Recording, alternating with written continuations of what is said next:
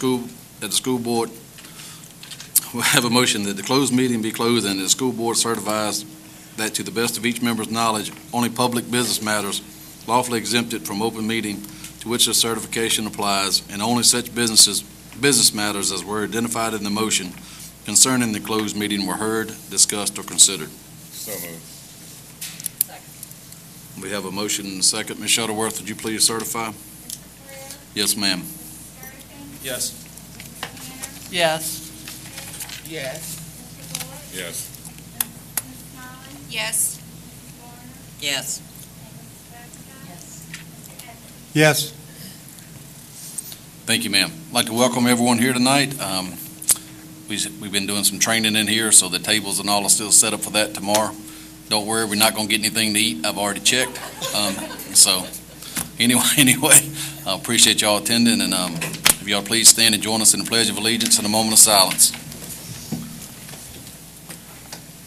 I pledge allegiance to the flag of the United States of America and to the republic for which it stands, one nation, under God, indivisible, with liberty and justice for all.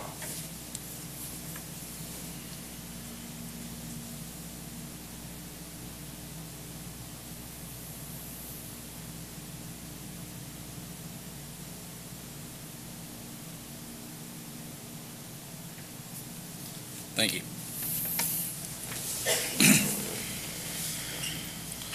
We're going to move on with on our agenda here. We're going to move on to our superintendent's report and information items.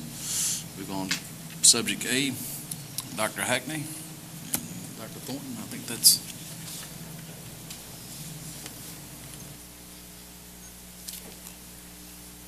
Things have sure changed since the old in-service building.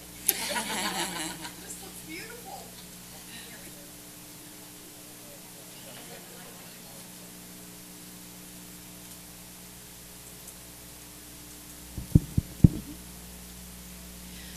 I appreciate the opportunity to be here tonight, and in particular, just thank you for this tremendous opportunity. But I also want to recognize and thank you for your courageous leadership of the important work that you have before you as a school board. As many of you remember, I hope, I left Mecklenburg 10 years ago, and it was a very, very bittersweet move, a very tough decision, a very difficult transition.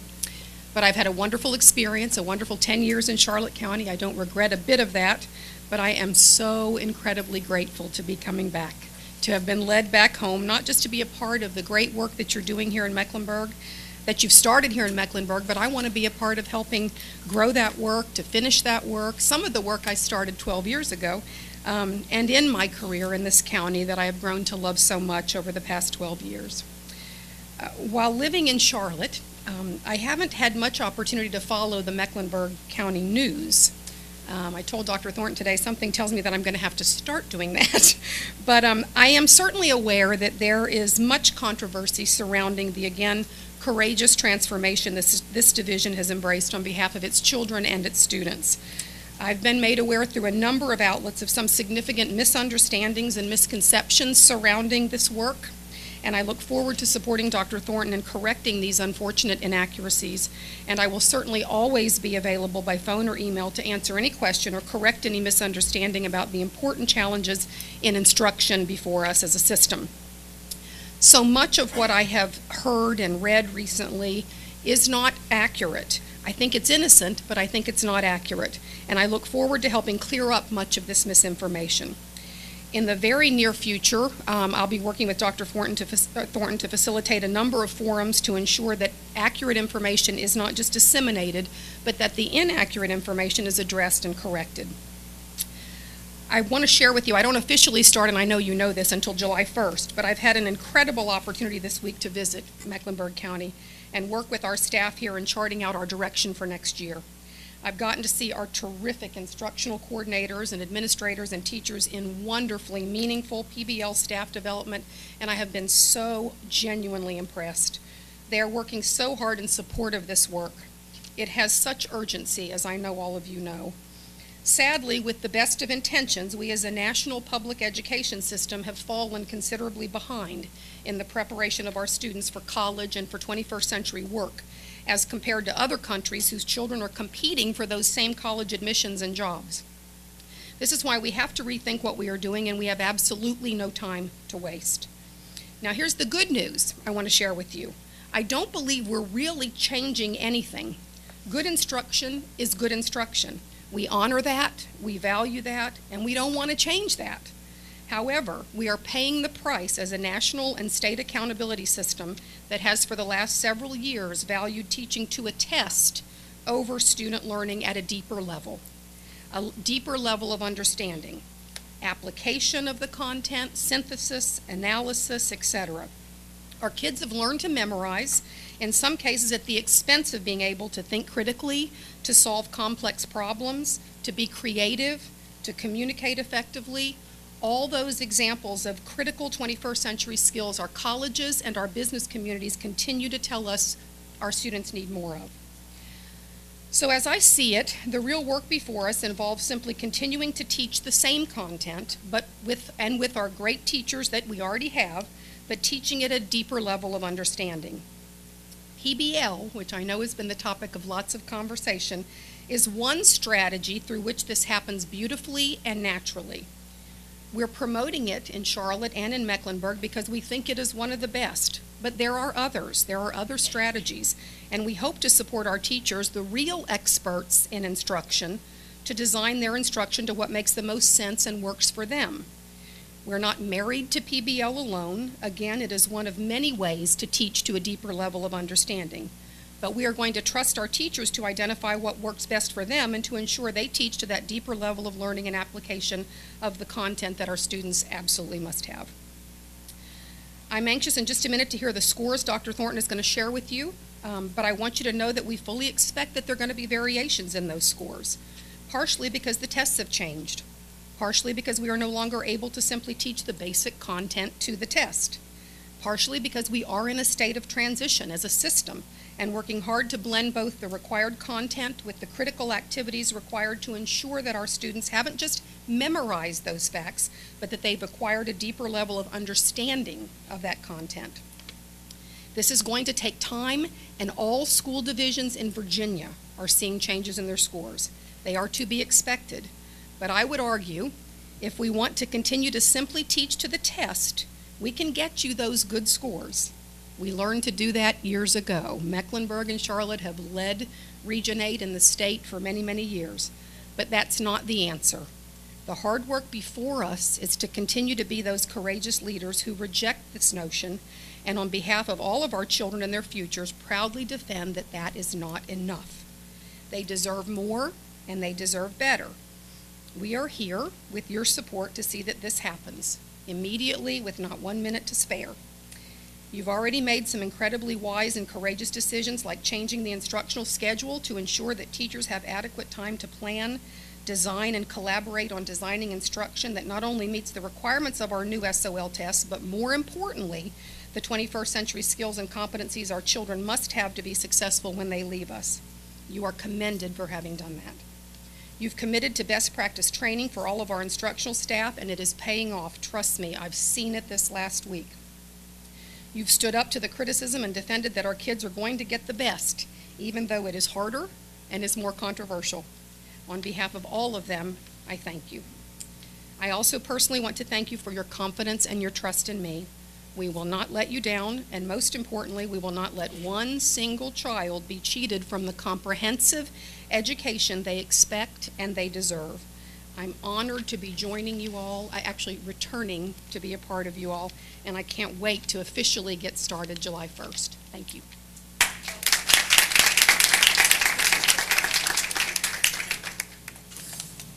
Thank you, ma'am. We're also looking forward to that also. Going to move on to Dr. Thornton with our PBL scores. Okay, thank you. I would like to say I'm going to address later some rumors that were out there, and I guess I'm going to start early because I already heard one starting today before I can even answer the other ones that were hiding the SOL scores. I don't know of a division in the entire state of Virginia that has shared their SOL scores at this point because they're preliminary, they're unofficial. There's students still taking tests and retakes and expedited tests. No one's hiding scores. We're going to share what we have. They may change a little from what I'm sharing with you. When the rest, we have the whole regional scores and the whole state scores, we'll share that with the world. And we are filmed now, and it's on YouTube, so if anyone can't attend a public meeting, you can watch it on our YouTube site. Probably talk to Chris Reed, because I can't tell you how to get there, but Chris can. And I also shared in the training, which has been awesome the last week and day, that I don't want this to be a contest. Everyone wants to hear the scores, but I don't want this to be a contest to prove anyone's better than anybody else. They are what they are. But we do have to look deep into data to see what it tells us, to make informed decisions. So I am going to start with Parkview Middle School, PBL and traditional. And I will say that's probably the closest we have at looking at data, because you have 104 students in PBL and 102 in traditional. You have class size of about 26-1 in both settings. You have last year's scores, and this is what I'm talking about digging deep. We did take time, and we only had time in this one subject area to dig this deep. In history last year, the same students, we went in and looked at every one of their scores last year in 5th grade history. And last year, if you group the traditional kids as they are this year, they scored higher than the PBL kids last year by 4 points. Does everyone understand that? From the test they took last year when they were all taught traditional. This year, on the history test, the PBL kids scored 82% and traditional 72%. So there's a 14-point swing in the other direction. And again, that doesn't mean this is the end-all to everything. It is what it is. I will tell you that history has been in place now for 3 years, the new test. So we've had time in history to get better at history. And our last year overall average was 81%. And PBL again was 82 and traditional was 72.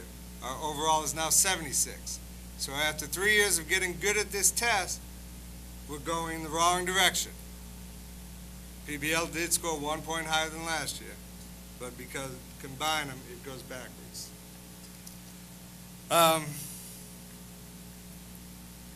Bluestone Middle School PBL and traditional for history.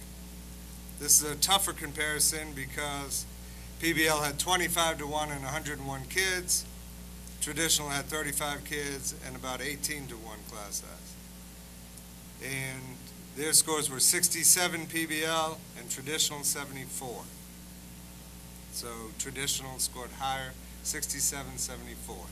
If you combine all of the kids in the county, PBL in history, 6th grade history, scored higher than traditional. We go to, I will say this too, because history again is the deepest I went into. The pass rate for the entire school as of this point for history at Parkview Middle School dropped from 84% to 74 this year. That's for 6, 7, and 8. So again, 3 years, we haven't done enough to adapt to this new test. We're going in the wrong direction. With PBL being the highest score this year in history in Parkview Middle School. Reading. Bluestone Middle School, PBL was 65% and traditional 53.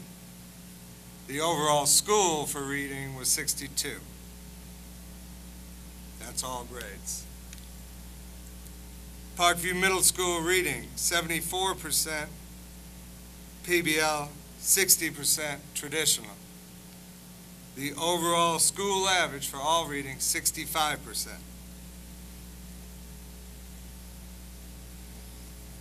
Math at Parkview Middle, 56% PBL, 34% traditional. The overall average of the school, 48%. And again, I'm sharing the overall average because what we do right now overall is a traditional approach.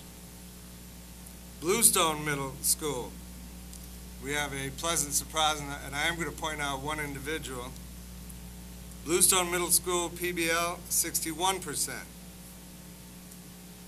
With the 35 students in traditional, David Allgood scored 89%, which is phenomenal in the state. Phenomenal what he did. And again, the overall average at Bluestone Middle School, 42%.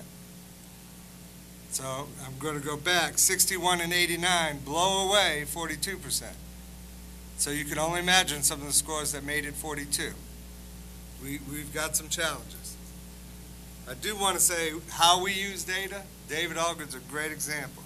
I personally asked David Allgood what he did, and I know some of the instructional people, they have met with math teachers trying to figure this out.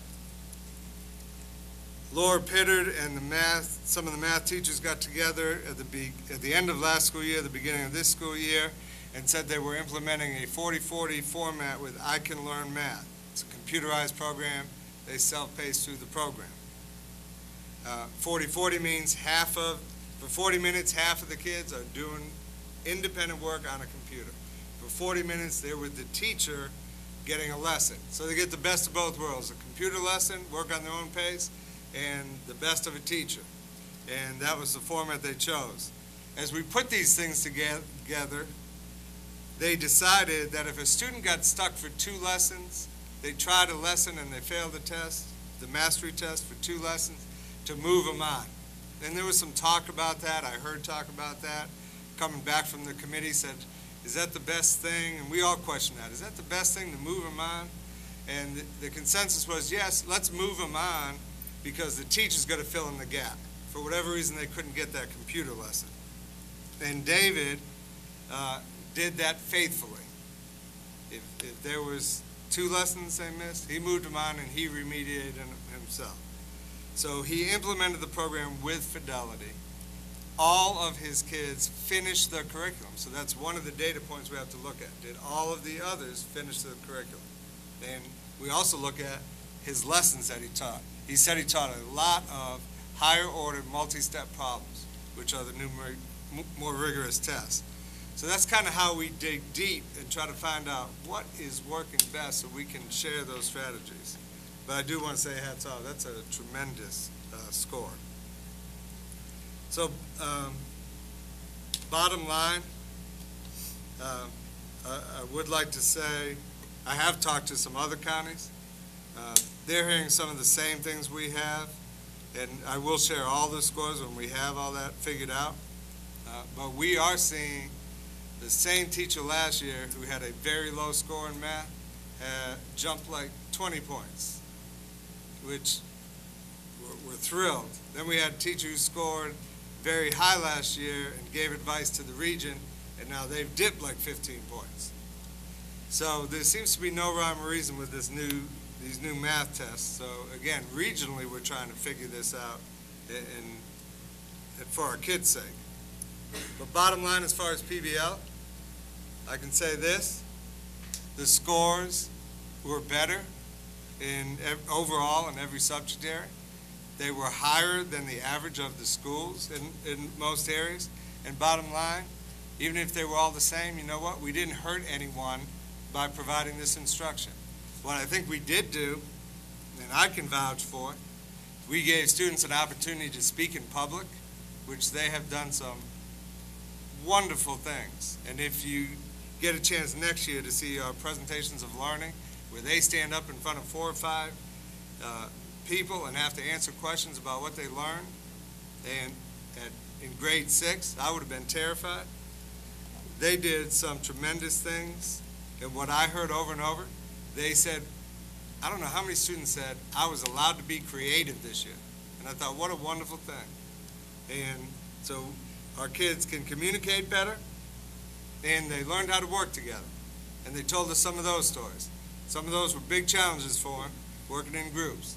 But they figured it out. So they learned 2 other skills and did darn good on their SOLs. So I'm proud of where we're going. We're going to get better and better at this. This is only year 1. We're all learning this. And really, when I sat in the room for the last 4 days coming in and out of training. Our teachers already know how to do this. We've talked about that. It's going back to old school and being creative. And I'm going to end this little part with one thing. I got to celebrate Saturday with a former teacher and mentor of myself, 46-year veteran teacher. She's 82. She was celebrated at a tribute in Cumberland County, and I was asked to speak about her and her experience. And she's in a wheelchair and controls it herself, and no one better touch it because she's in control. And she wheeled that chair around and spoke to an audience of people coming there to see her and gave some advice to those people. Still giving advice, still teaching at 82, and said, be passionate about every child you teach. And I thought, you're right on target. And the other thing, she had a list, but I'm going to leave you the last one that made the most effect on me. She said, embrace change. That I know how hard change is. And I thought, you don't know, you need to come visit me in Mecklenburg. And this is a woman who said, embrace change, and told the story. I taught in a one-room schoolhouse, 7 grades at the start of my career, and had to figure that out and did the best I could for those kids. She received her master's degree in her 40th year of teaching. In her 43rd year of teaching, she implemented a one-to-one laptop initiative in Cumberland County. She figured out change and embraced it for 46 years.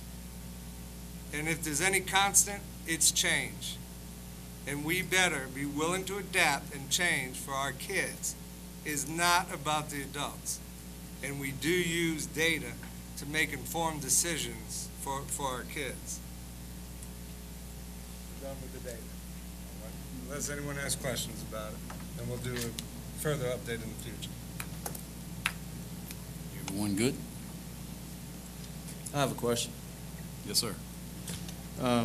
In reference to PBL, PBL has been around for a long time, correct? Yes, sir. It has. In our county, the person just hasn't been pointed out to me. Who is our expert or our leading us in the direction of PBL?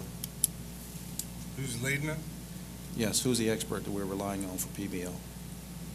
The expert we're relying on right now is Dr. Hackney and her administrative team. Our coordinators, our principals, our assistant principals, our lead teachers. It's a team effort. Okay. I know last year when PBL first came, we talked about buy-in. And I believe for 6th grade teachers, we asked them who would like to do it in the beginning. And from that, I understand data. I'm not an expert. I have a bachelor's degree in criminology with a major in psych. But data. What data do we have so that the public will know that we can jump from 6th grade, 7th grade, 5th, 8th, and 9th? What's the data that gives us that confidence to jump? We have data for other schools that we visited, the success rate of sending kids to college, and I have tons of data from all of our kids that I just showed you, or told you, I didn't show you, that the average of all of our kids in traditional classes is dropping quickly. So the 4,000 students we have, the majority are dropping quickly, and we haven't figured out history, and we're in the 3rd year of this. So I would say I have the data that what we're doing now is not working with our kids, and so I would say that is the data. And that's based on half of our 6th grade students at each school. No, I'm basing it on all the data of all of our kids. All of our kids are going backwards who are in traditional. We only have 200 kids in PBL, and they're the highest scores in the entire school division, is what I'm saying. The rest of the scores are going backwards. And I think it's important that I ask these questions so the public can have this good dialogue. Last year, parents had choice between PBL and traditional. Will they still have choice in the future for 5th through 9th grade? I would say no.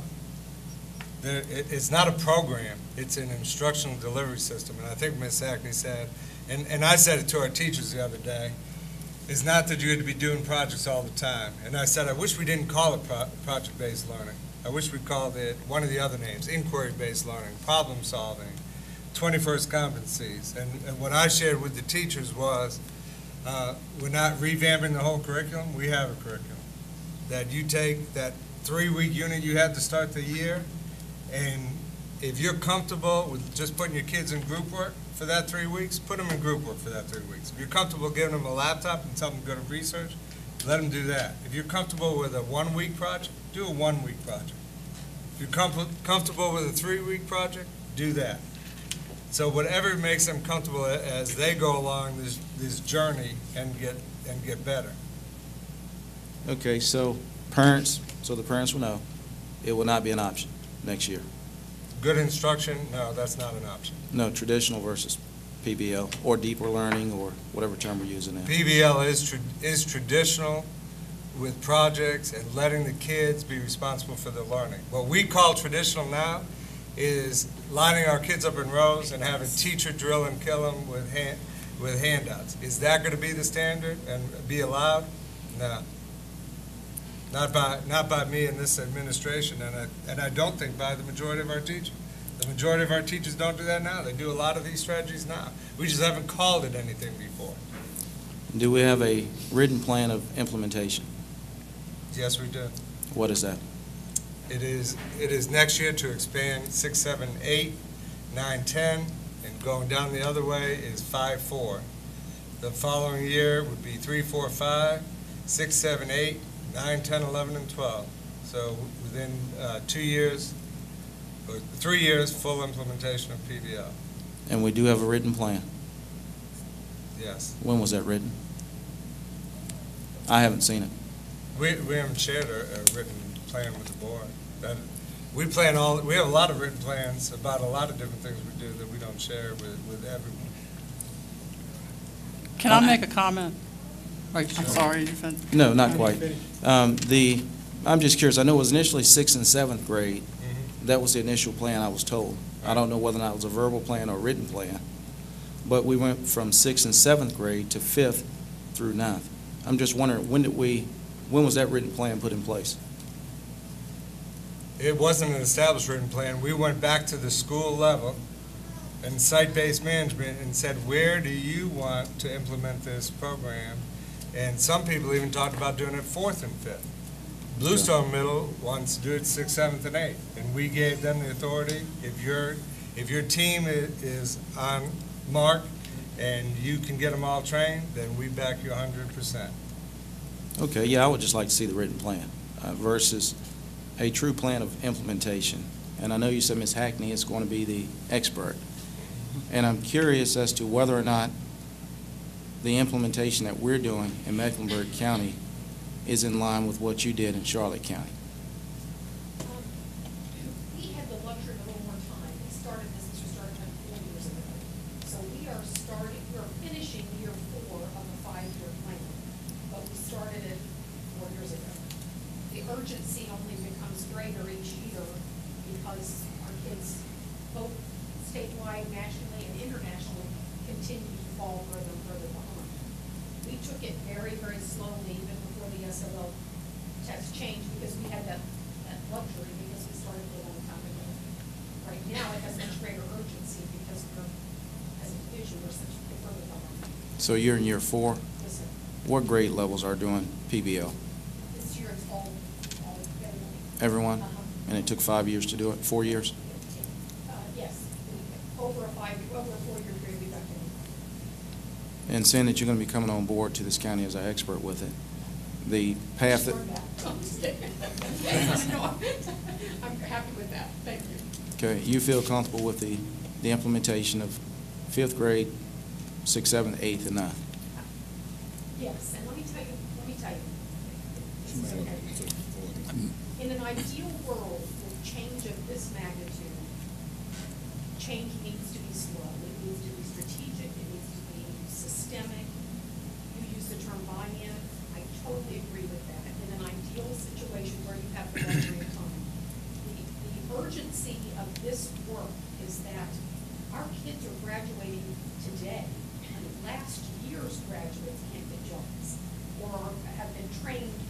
skills for jobs that don't exist, or do not have the training for jobs that do exist.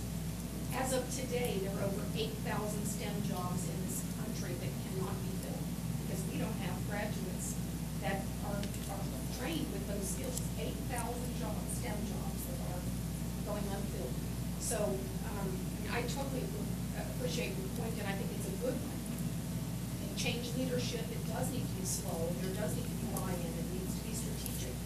I don't think we have the luxury. I don't want to be the person to tell those kids, sorry, it's going to be 4 years before we can get you ready to get a good job and to get into college, because those kids right now are getting bumped out of college admissions by students from other countries, other areas that are further ahead than us. So I hope I've answered your question. You have. Thanks. Can I make a comment? Mrs. Sturdivant, in 3 of my children's classes this year, and they were in traditional, it was basically problem-based or project-based, because the classes, they had their instruction time, and then they also did projects and they worked in groups. So 3 of their core classes, the teachers were already really doing that type of instruction. So when they started telling me the things that were going on in the class, the teachers are already doing it. They just didn't know that it was project-based or problem-based or whatever. Some of those teachers are already doing it, so it's basically just taking some of the things that they're doing now and moving forward. I have one question about the SOL scores, PBL versus traditional. Were the IEP students and the 504 students equally divided in PBL and traditional, or were the IEP and the 504 students left in traditional? Because that would make a difference on how the scores turn out.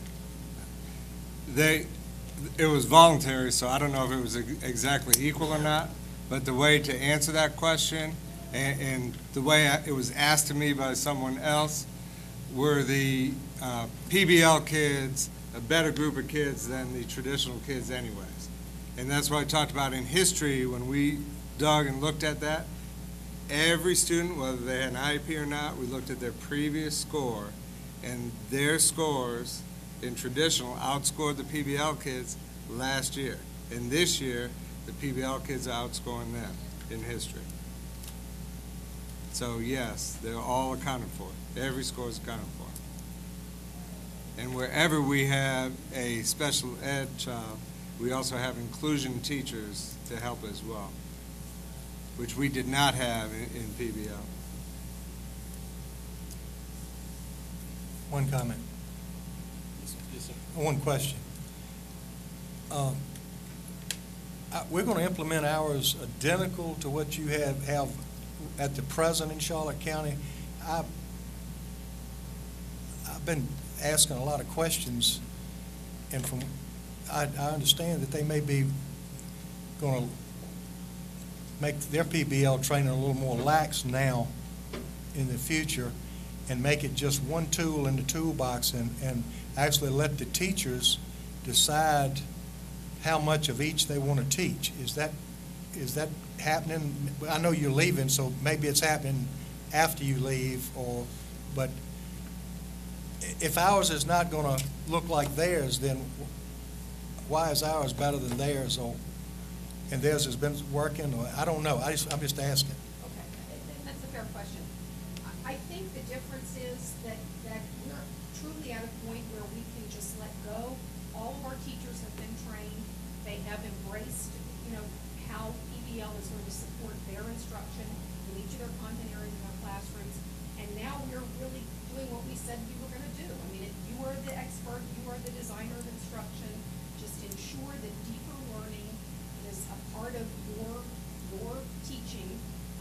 Some will do projects, others will do other activities. But we're at the point now where we can turn it all back to the teachers. They have the training. They've been embracing, giving them the opportunity to go ahead and design their own instruction. So that's kind of, I think, a logical practice that has evolved. Here, I think the plan that you have outlined is around getting training to the most people as quickly as possible, and as Dr. Horn said, allowing site-based management where if there's a faculty that's willing to go go further than what the division-wide plan is going to do that. One of the things, Mr. Edwards, I think may have compounded this issue is this perception that it's either or.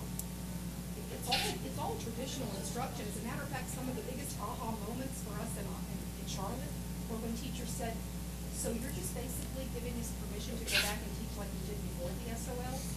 And we said, yes, where we could go to the river and study water samples or, take field trips, So it isn't that radically different, and it really isn't an either or. It's really traditional plus activities that support a deeper level of understanding of the same content.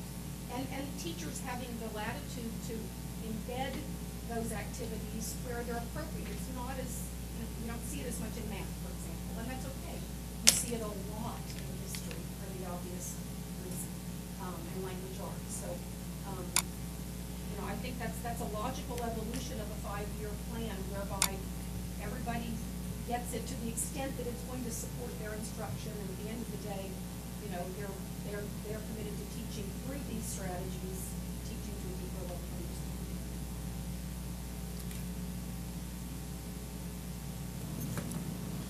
Anyone have any more questions? All righty. If not, we're going to move on to subject C, a day in the life of PBL. Ms. Sheffield?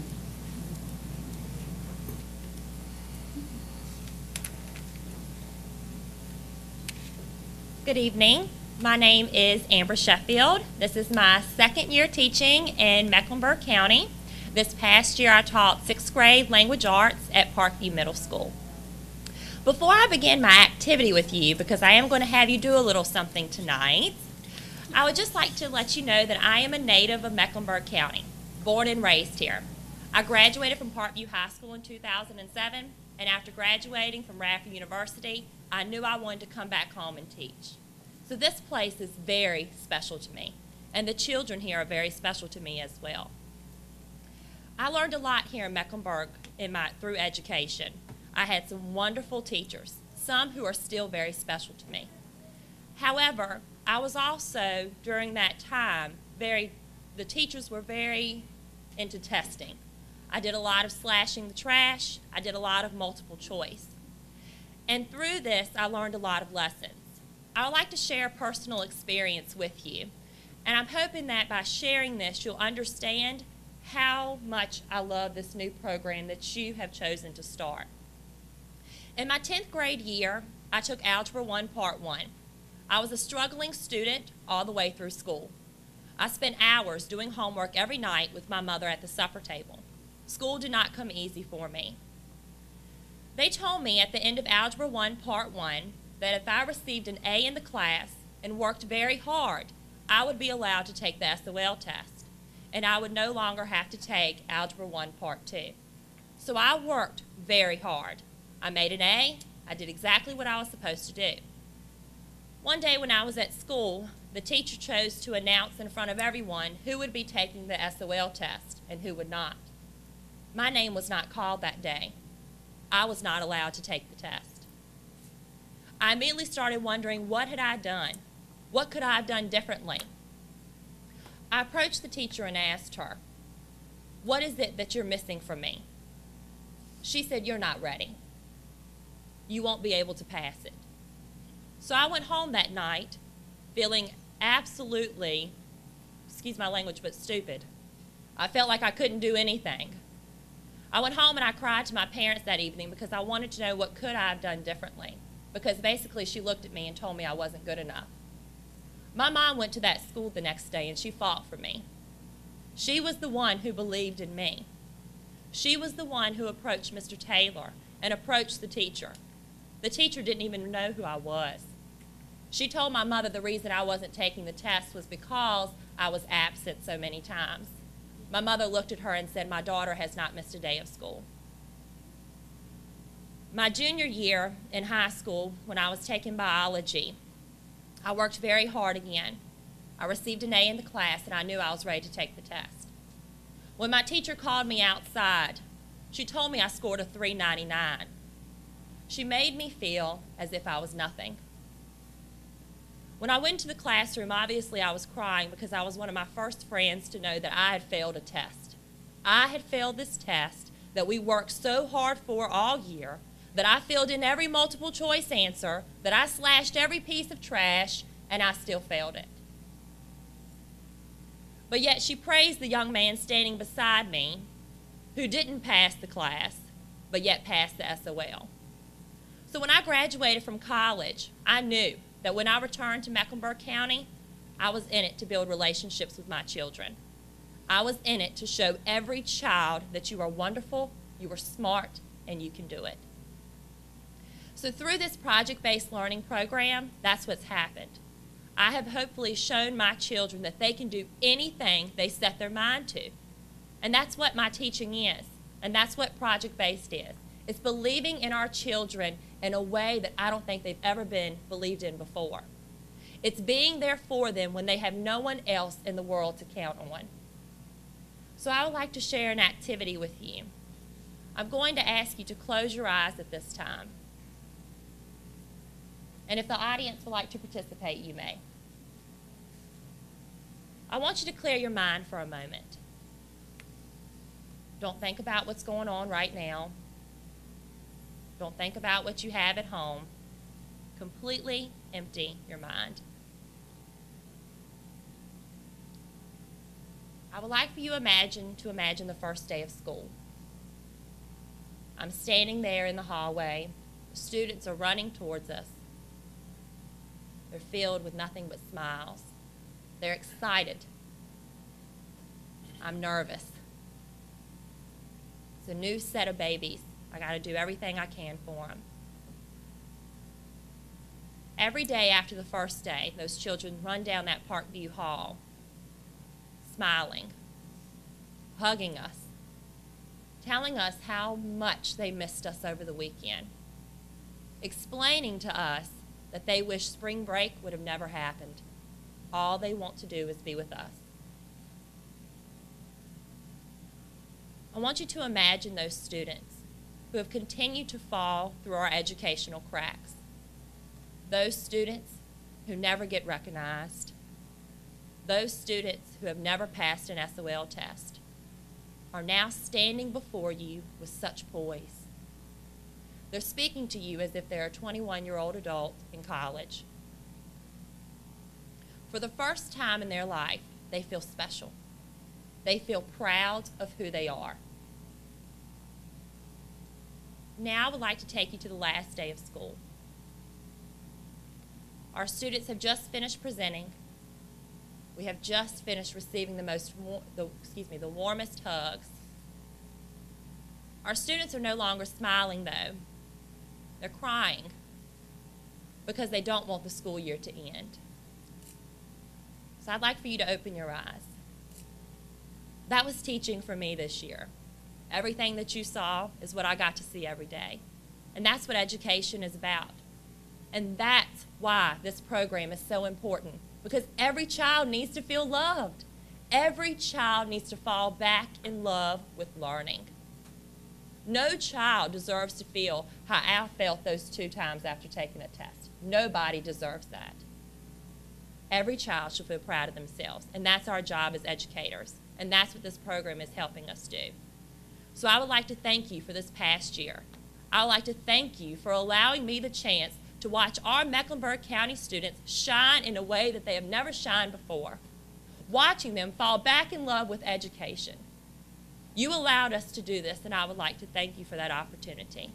And I hope that next year, when PBL has expanded, you'll get to experience what I just showed you. So thank you.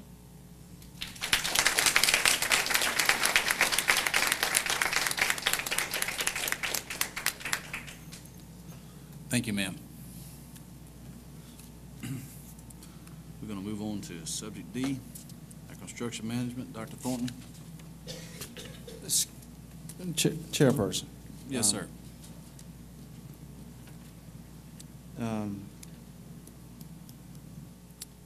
That was a good insight on PBL and what our teachers are doing.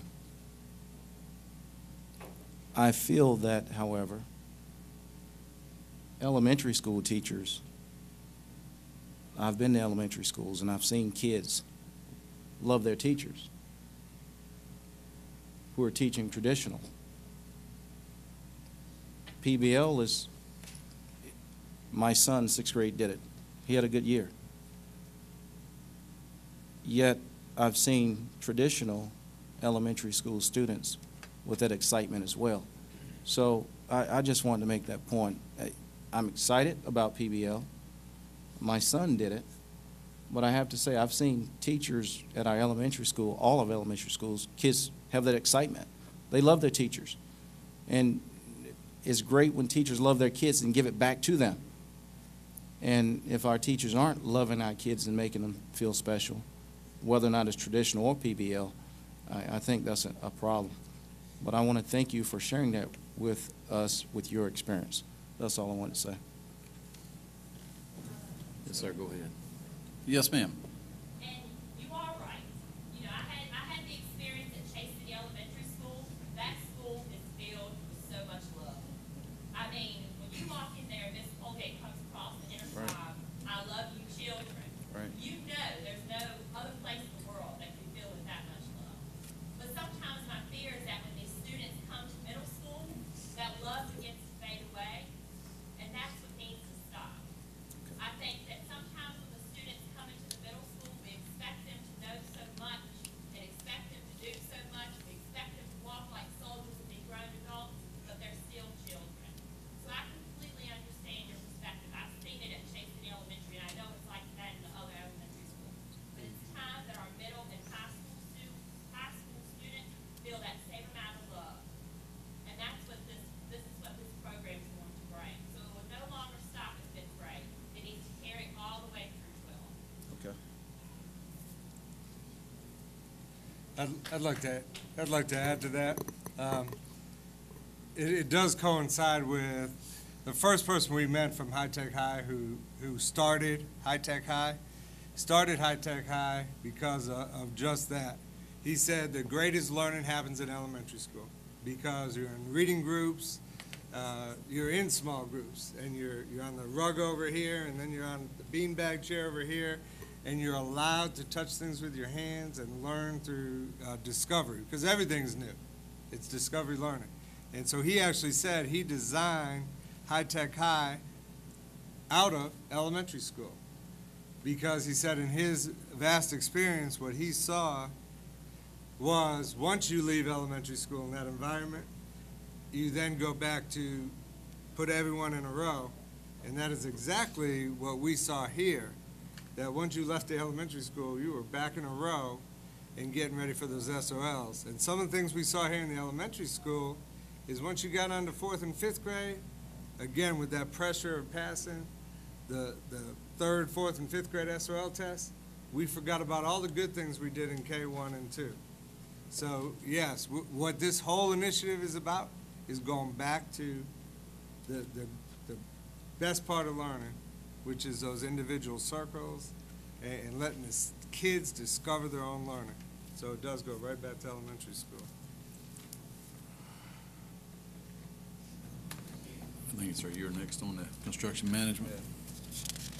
Construction management, the school board requested information about construction management and how to proceed with the new consolidated high school. We've done research on this. It's one vehicle to use for planning throughout the process and then to oversee the entire project. More traditional methods are you hire an architect and you pay the architect to find your land, evaluate the land, meet with the community, talk about what's going to be in the school, and they get paid for this process, and you upfront hire the architect. And the architect's with you through bidding to a construction company. Construction management will oversee that same process, and then what they offer is we'll oversee the process after the construction company gets the award, and we'll follow to the end, and they believe they can save you the money they would charge the division for the savings that they would find throughout the process. So that's really the only difference in construction management. And I do have a scope of services that I think is in your packet. And what I'm recommending should be our plan to move forward with the new high school. And the scope of services, whether you use construction management or hire an architect, one of the first things we need to do site evaluations. We had a committee, I know Mr. Sturdivant was on, and we hiked through the woods and did a whole lot of things I don't want to do again, go through those sites. But we went through those 3 possible sites. The prison's been mentioned as a possible site. But at this point, if we're going to have a consolidated high school, it needs to be in the Boynton area. We have sites located that are feasible for the size, but a professional firm needs to come in and investigate and evaluate these sites to tell us, are they a realistic site? What is it going to cost? What is it going to cost to have hookup? What is it going to cost to have the access to the roads? We need professionals to do that. We can't guess. And so if we are at the point of we're going to have a consolidated high school, we need to locate that land. We've located sites. We now need to evaluate it. The next step that's in there is community staff discussions, and it really shouldn't say, it says project-based learning, but a professional firm to conduct a series of workshops designed to inform and educate the community and the staff about the latest methods of educational delivery and solicit ideas from all the stakeholders to assist with the design of a 21st century building. I put in there, based on my research and looking at what others have done, I think we should hold at least 6 workshops to ensure that all ideas are heard and expanded upon, and these meetings would be scheduled in conjunction with a professional firm and likely span about 3 months. We need to talk about in this community with all the stakeholders, what is it that we want to see in this school, and have those discussions. Next is facility programming.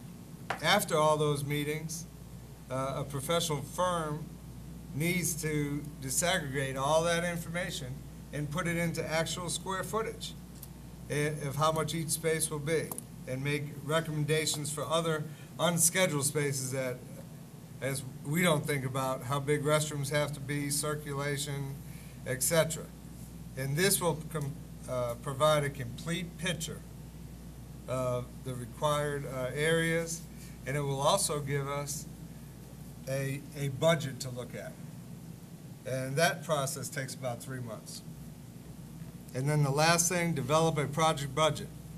A professional firm will develop an overall project budget to include site acquisition, project design, construction, FF&E, technology, and other project-related costs.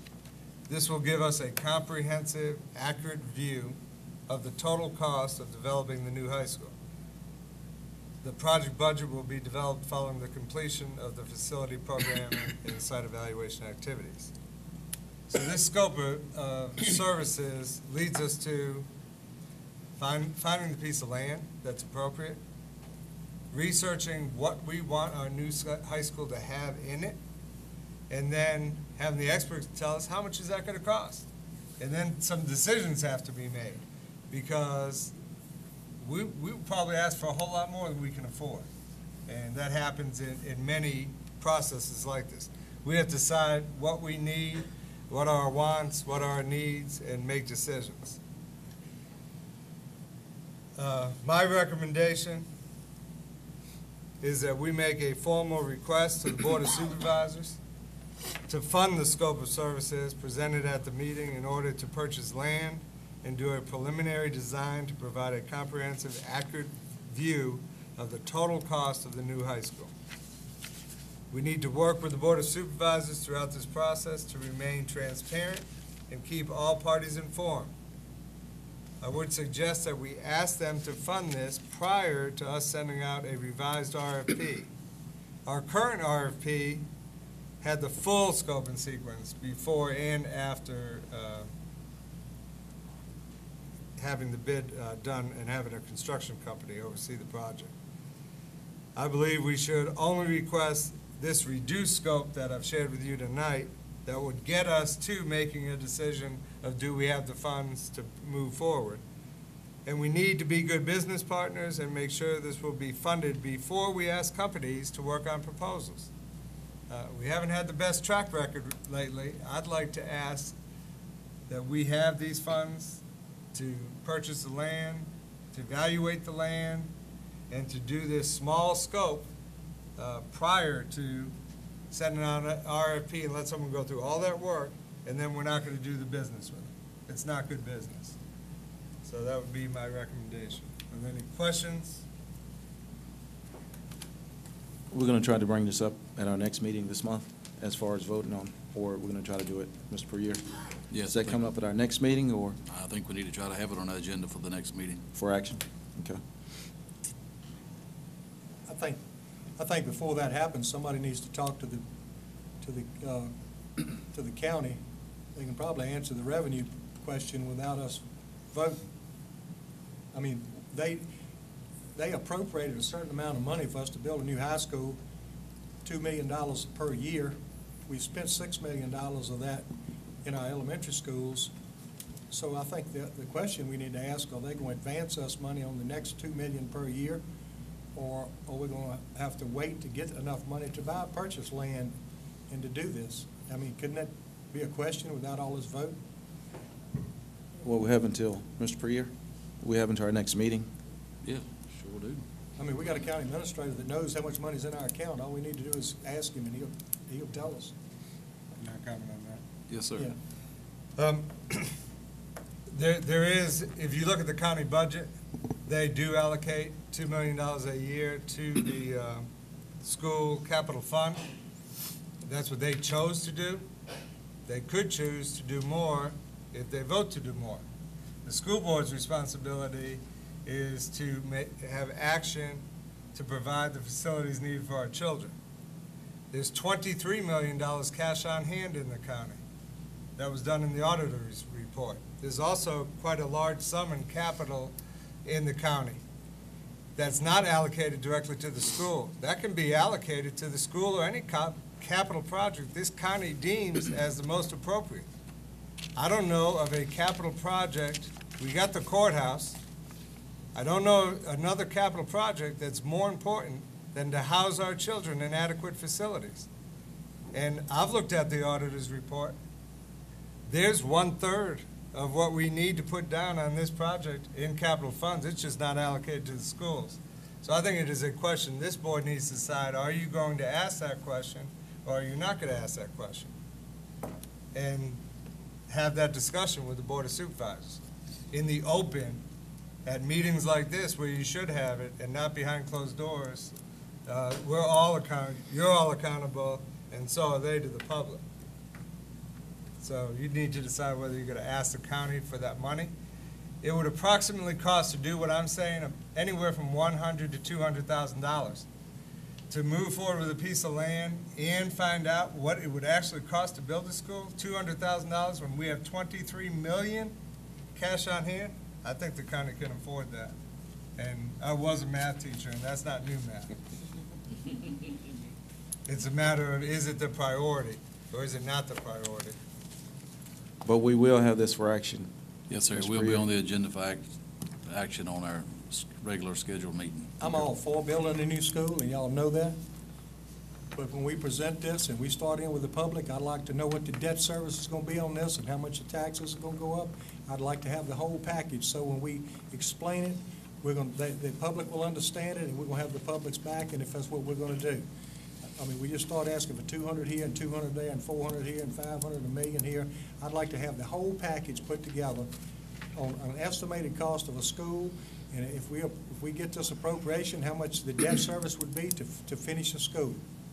That's all I'm asking. I just think that's just fiscal responsibility. But I think that's what we're asking this company to do for us, right? Get all that together for us. I'm not sure. That's my understanding of it. That's what I'm recommending, that a professional firm actually gathers all that information, and so we can make an informed decision. All right, anything else on that topic? We'll move on superintendent's remarks or information items, Dr. Thornton.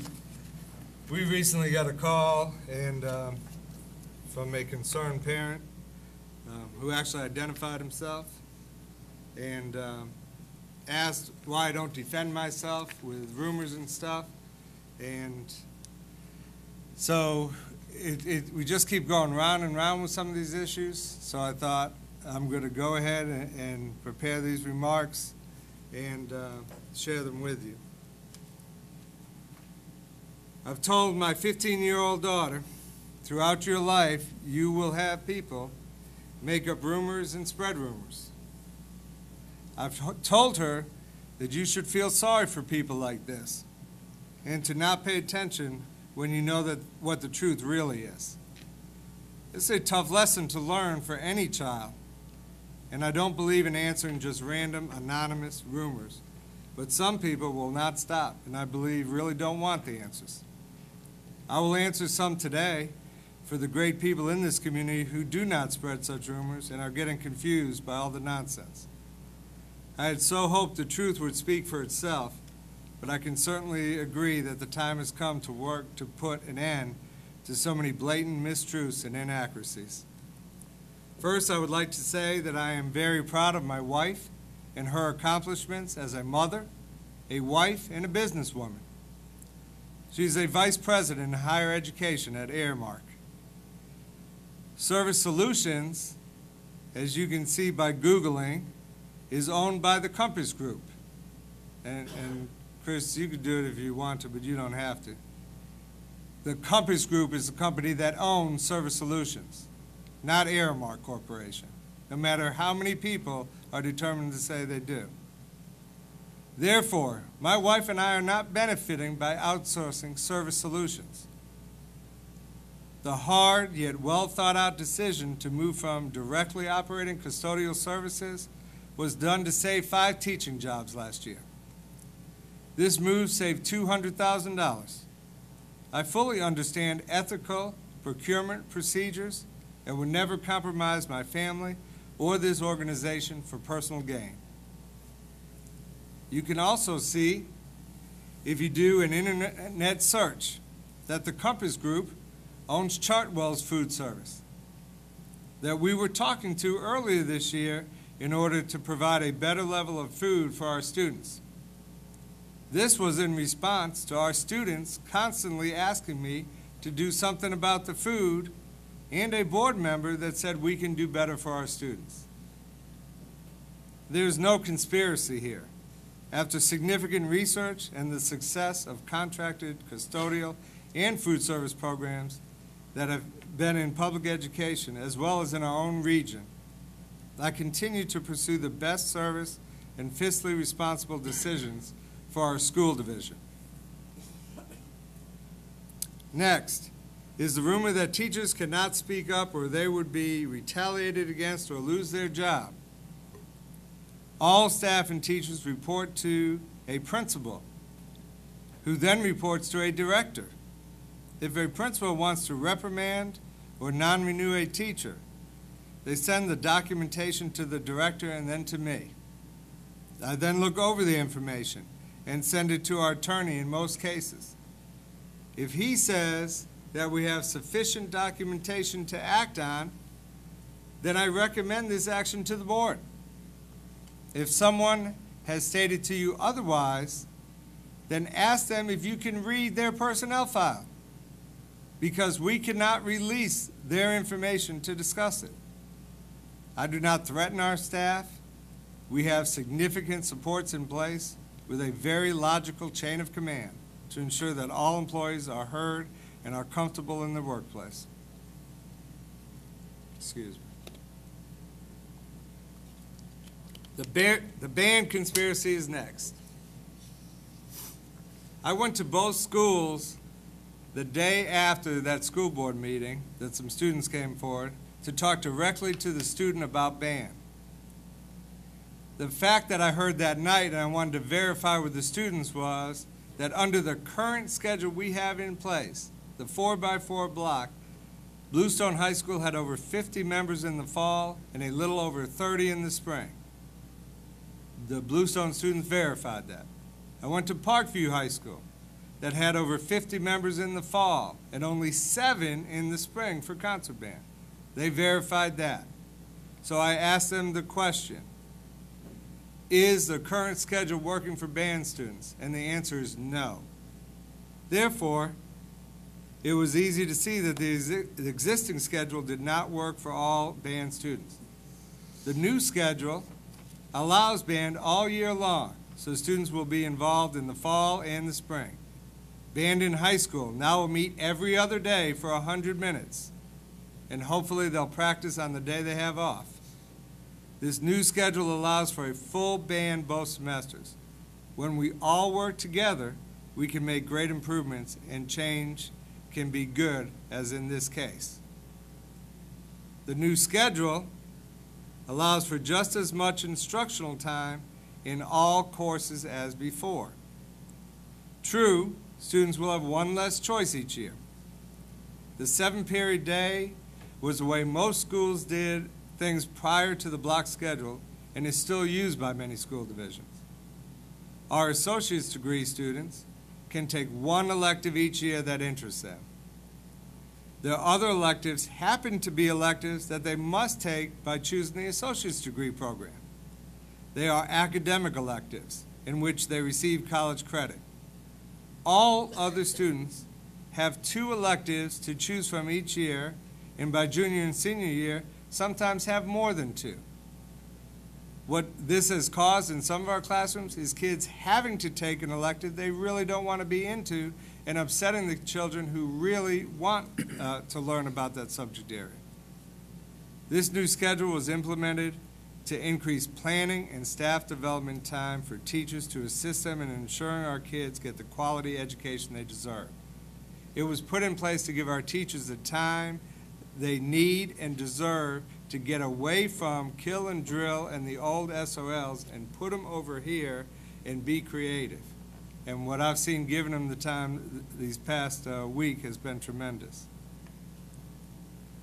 Next rumor, Michelle Powell being demoted and moved to lacrosse is another rumor. What a horrible thing to spread about a great educator. She applied for that position and has always wanted to lead an elementary school. Elementary is her training and where she has spent the majority of her career. These unfounded rumors hurt innocent people, and we must come together on behalf of all employees, students, and families. We can do better than this. Maybe now we can get back to educating our children and setting a better example for them as well. If you have concerns about anything we are doing, we are very committed to creating opportunities at all levels of our organization to not only ensure that you are heard, but you receive accurate responses to any of your questions. Please give us this opportunity.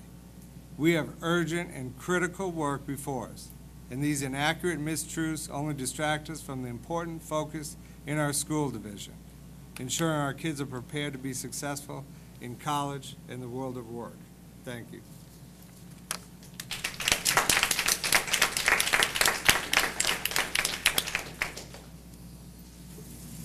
All right, thank you, sir. We're going to move on to our public input session. I think we have quite a few signed up, Ms. Shuttleworth. We have quite a few signed up. If everyone would like to take a quick 5-minute break before we get started on public input, I don't think we'll have any objection to that. We're going to move on to our public input session. At this time, matters may be publicly brought to the attention of the board and administration. Public comments at board meetings are just one of the many avenues for communication, and the board recognizes and appreciates the importance of input from and communication with the public we represent.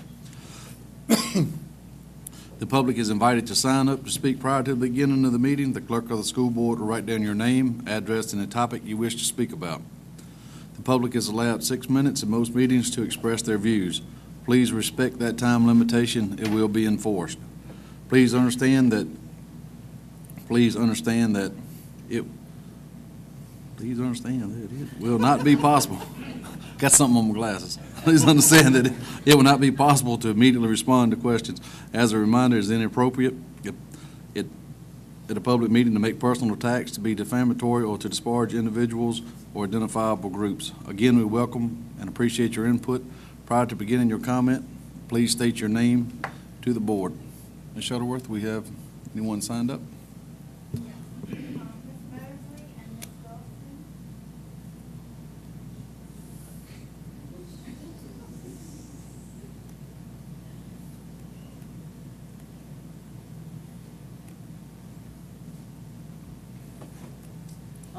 Good afternoon to the board. Yes, ma'am. Bear with me just 1 second. Let me get my timer straightened out here. I thought I had it going. Bear with me just 1 second. How did I get back to the original screen? Oh, never mind. There we go. All righty. Okay, ma'am. Hi. I'm speaking on behalf of the parents and the students and some of the citizens, concerned citizens of Mecklenburg County. It was brought to the parents and students' attention and concerned citizens of Mecklenburg County of the board's decision to not to extend the contract of Mr. James Folks. For the past year, Mr. Folks has served as varsity football and basketball coach at Bluestone High School and as administrative assistant at Parkview Middle School. During his tenure at Bluestone High School, the school has regained enthusiasm and participation in sports has increased. Last year, the varsity football team under the guidance of Mr. Folks had a victorious season resulting in 3 wins, which was the first of the school after losing 51 straight games over a period of 6 years. The players have gained confidence, played with more intensity, spirit, and effort than the past year. Mr. Folks is a great role model and a mentor to many of the students of Mecklenburg County. Through his patience, nurturing, and caring, he has given students at the Parkview Middle and Bluestone High School the vision to dream regardless of the circumstances and the situations beyond their control. He has taken time to teach the wavering generations of young people about the importance of education, pride, integrity, and self-worth. He goes above and beyond the duties, roles, and expectation of his job description. It is very disheartening to learn that the school board officials have taken the liberty that even though Mr. Folks is an integral member of Parkview's administrative staff and dual head coach at Bluestone High School, that he is overpaid. It is obvious that Mr. Folks has a genuine passion for what he is doing with our precious cargo, our children. If he does it effortlessly, and if it was just for the money, then he could have began this through our neighboring communities, neighboring counties, and would be compensated way more. For the past 2 years, he has served as an assistant with the alternative education program at Bluestone and Parkview High School, and served as truancy prevention counselor, making home visits to find out why students are not in school. He held an administrative position at Parkview Middle School, Bluestone High School, when he was asked to do so. This county should take pride in the fact that Mr. Folks has made Mecklenburg County his choice. There is no value to be placed on life lessons that he has taught these children, and the lives that he has inspired by just giving encouragement, guidance to those who could have ended up in bad situations. He has built a positive rapport with the parents, the students, both at Bluestone High and Parkview Middle School. It would be discouraging to the student body to lose someone that children have grown to trust, look up to, and admire. The morale of the students' athletes would suffer tremendously. Dreams will never be born and potentially unrecognized. It is with the utmost respect that the parents, the students, and concerned citizens of Mecklenburg County Schools request that the board reconsider extending Mr. Folks' contract. Please offer him the opportunity that you have given many others in this county, the chance to complete their requirements for a master's degree in educational leadership by April 2014. As that he may remain in his current position as administrative assistant, coach, role model, and mentor.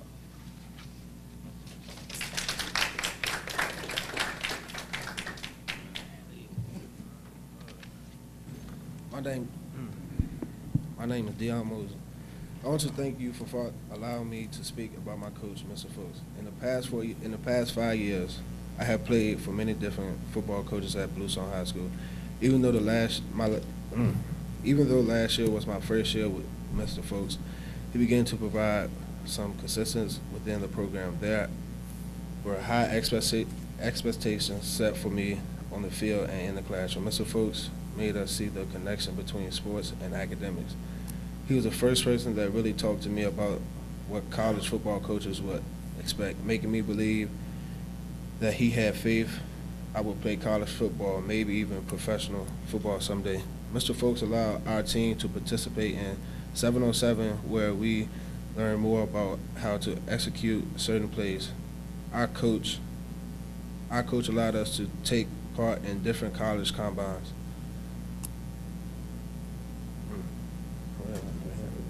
So that I would know my goal of playing college football was within our reach. He contacted several coaches, including Virginia Tech, Virginia State, Hampton, and VMI, about my abilities as a football player. These colleges and others have continuously contacted my mother this year about coming to Bluestone to watch me play. Coach Fuchs is a role model to my teammates and me. I can't imagine why school board members will understand and appreciate his commitment to us. Don't you want us to have dreams and put in hard work to make those dreams come true? Well, that's exactly what Coach Fuchs teaches us to do. I'm not sure if you chose him to let him go because of the money, but if I had the money, I would pay Coach Fuchs myself. Let me leave you with a quote from one of my famous football players and coaches where we live, Vince Lombardi. Football is life. It requires perseverance, self-discipline, hard work, sacrifice, dedication, and respect for authority. My team and I respect Coach Fuchs and ask this board to bring him back as our coach at Bluestone High School.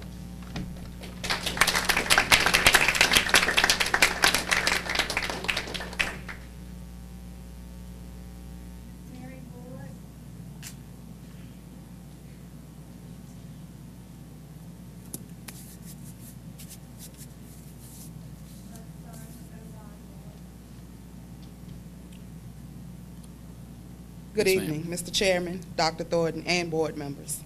My name is Mary Bullock, and I appreciate the opportunity to speak to you this evening on behalf of Coach Fuchs.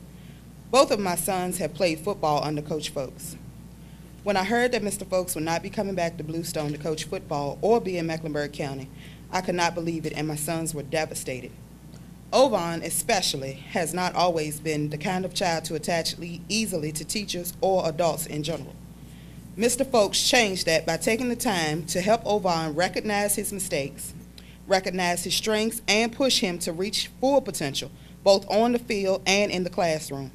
I'm not saying in any way that Ovon did not respect all of his coaches, but Mr. Fuchs has made a huge difference. For the first time, my sons see the possibility of college, which they had never spoke about, as well as the importance of SAT and good grades. When an incident would happen on the field or in the classroom that would cause Ovon to get upset, Coach would always take the time to hear both sides. After he convinced Ovon to think about the situation, he would encourage him to determine a better way of dealing with the problem so that he could handle it differently. There were many times when I, as a single parent, had no idea how I would get them things like cleats for my children because they are expensive, or how I would transport them back and forth, as there are other children in my household. Mr. Fuchs made sure they had what they needed, whether it was equipment or food at an away game. Coach Fuchs stood behind the words, "No child left behind."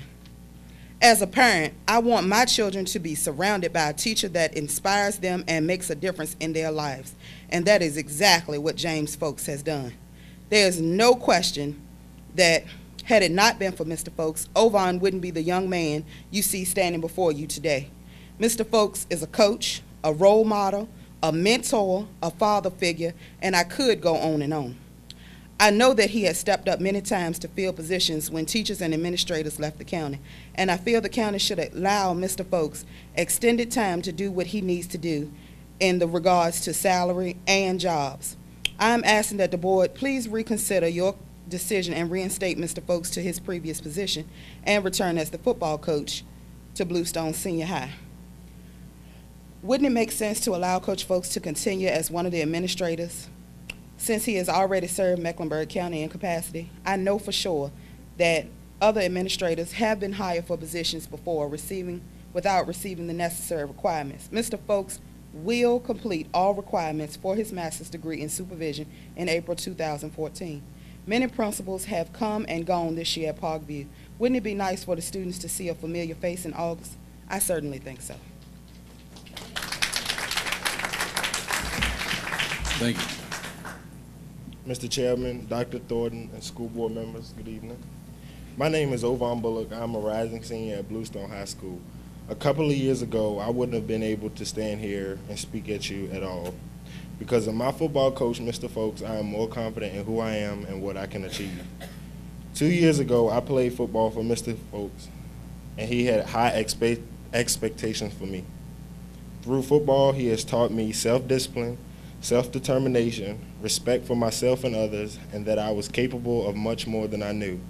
Mr. Folks is not always about how good of an athlete you are on the field, but the man, the gentleman, the respectable person you are off the field. He encouraged me to play other sports and keep my grades up. This year I played football, basketball, and baseball, maintained good grades at the same time. Mr. Folks is a symbol of what a coach should be, a leader, a listener, a role model. I haven't always been close to my own father, so it matters to me to have a strong black mentor who has believed in me. Even when I couldn't believe in myself, I look at Coach Folks and see endless possibilities for my future. I plan to attend college because of Coach Folks. I'm going to be a strong black role model for my young guys I come in contact with because of Coach Folks. Mr. Folks has made a difference in my life. I want to give back. You say you care about the students of Mecklenburg County. If you truly do, know that me and my teammates need Mr. Coach Folks, Mr. Folks, to continue what he has started. We are a work in progress, but we are far from complete. Please allow my coach, my mentor, my role model to return to his previous position and coach me in a winning football season next year. Thank you for your time. Thank you.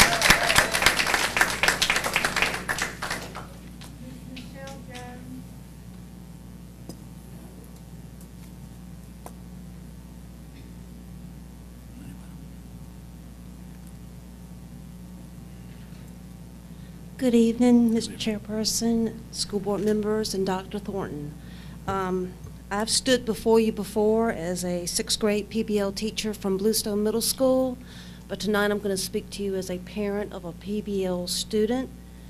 I'm not going to have you close your eyes, but I will get you to imagine, if you will, my son, who every morning, on a school morning, 6 o'clock, I would go into his bedroom and I would try to wake him up. I don't want to get emotional about this, but I want to share something with you. Every day, almost, throughout his entire elementary school, I always had to hear, "I hate school." And that was probably 90% of the mornings I would go in there, "I hate school." That is no fault to the elementary school that he attended, because that's a wonderful school. But he went through traditional classroom teaching. I teach 6th grade, and I can tell you that if I had taught my son in a traditional classroom setting, I would still be hearing those words, "I hate school," every morning. So it's not the teachers, it's not the school, it's not Mrs. Dalton, because she's wonderful. She's wonderful because she had to put up with me as a parent coming through that system. And I love her for it. But I was one of those parents that every year during elementary school time, I would take off from work and attend the awards ceremony. I was that parent that sat on the edge of my seat, counted how many times my child walked across stage, how many awards he would receive. I was the parent that sat there every evening at home helping him to study. all focused on those SOL tests that he had to take at the end of the year. Now, I'm not bragging on my child when I say these things, but he usually made advanced scores, and once in a blue moon, he would make a perfect score. My child can do, but every morning he's telling me I hate school. The last time I heard that statement was the first day of school when he went into 6th grade. He had me. He had several other really wonderful teachers, and I said, Edward, that's it. I don't want to hear it anymore. I said, you are getting ready to embark on a new journey, a new program, and I knew when I went out to San Diego last summer, I said, I think this is the answer for Edward. I don't know whether he wasn't being challenged enough. I think that he was. I think he was just bored. I stop and think about all of these other children who, I guess in some sense, they're being forced to sit in a student desk. At least with PBL, they're allowed to move around and, yes, have a little bit more freedom. Those certificates, those SOL scores will not matter to anyone in a university that he goes off to apply to. It's not but so many awards I can put on my refrigerator. I don't think anyone else really cares about those scores. And I can tell you as a parent, I'm tired of those SOLs. Even as a teacher, I am tired of those SOLs dictating to us what we need to teach our students. Now, what my child did accomplish this year, I don't know if many of you remember, my child had to speak before the board this year. He was very nervous, so nervous he almost got sick because of it. But guess what? He would have never gotten that opportunity to do the public speaking if it were not through the PBL program. Another thing I'm very proud of him over is when he took his math SOL test. He was next to the last person to finish that math SOL test. And I'm going to be quite honest with you, I didn't think Edward was going to pass that math test. And he was so worried sick over it. But he was next to the last one. I dare say he sat in that library taking the test for maybe between 5 and 6 hours. But you know what? We talked about it. He asked me, he says, Mom, you're going to be mad if I fail that test. I said, no, I'm not going to be mad as long as you try. That child persevered. And he learned perseverance through that PBL program because that's one of our 5 habits of heart and mind. At the end of the year at the awards ceremony, no, he didn't get to go and walk across some stage, 5 or 6 times, and that's okay. I am so proud as to what my child has learned this year. These things that he actually got to accomplish this year are the things that will be able to take him through a college or university one day. They are really life-changing skills that we're trying to provide for our students. I'm going to finish up my last few seconds because I do want to touch base with Dr. Thornton, okay? Dr. Thornton, I want to personally commend you for stepping forth and providing our students with technology, as much technology as he's tried to put into their hands. And I do appreciate that. And I think Dr. Thornton is going to have a lot of perseverance too, because you know what, I'm a little tired of seeing him get beat down every time. He's doing a lot for our county. He's at least trying. Traditional is not a fix-all for every child. I'll never say that PBL is a fix-all for every child either. But you know what? It is, to me, a better way of learning. All we want is a chance to try. We did it our first year, and we will get better with it. Thank you. Thank you.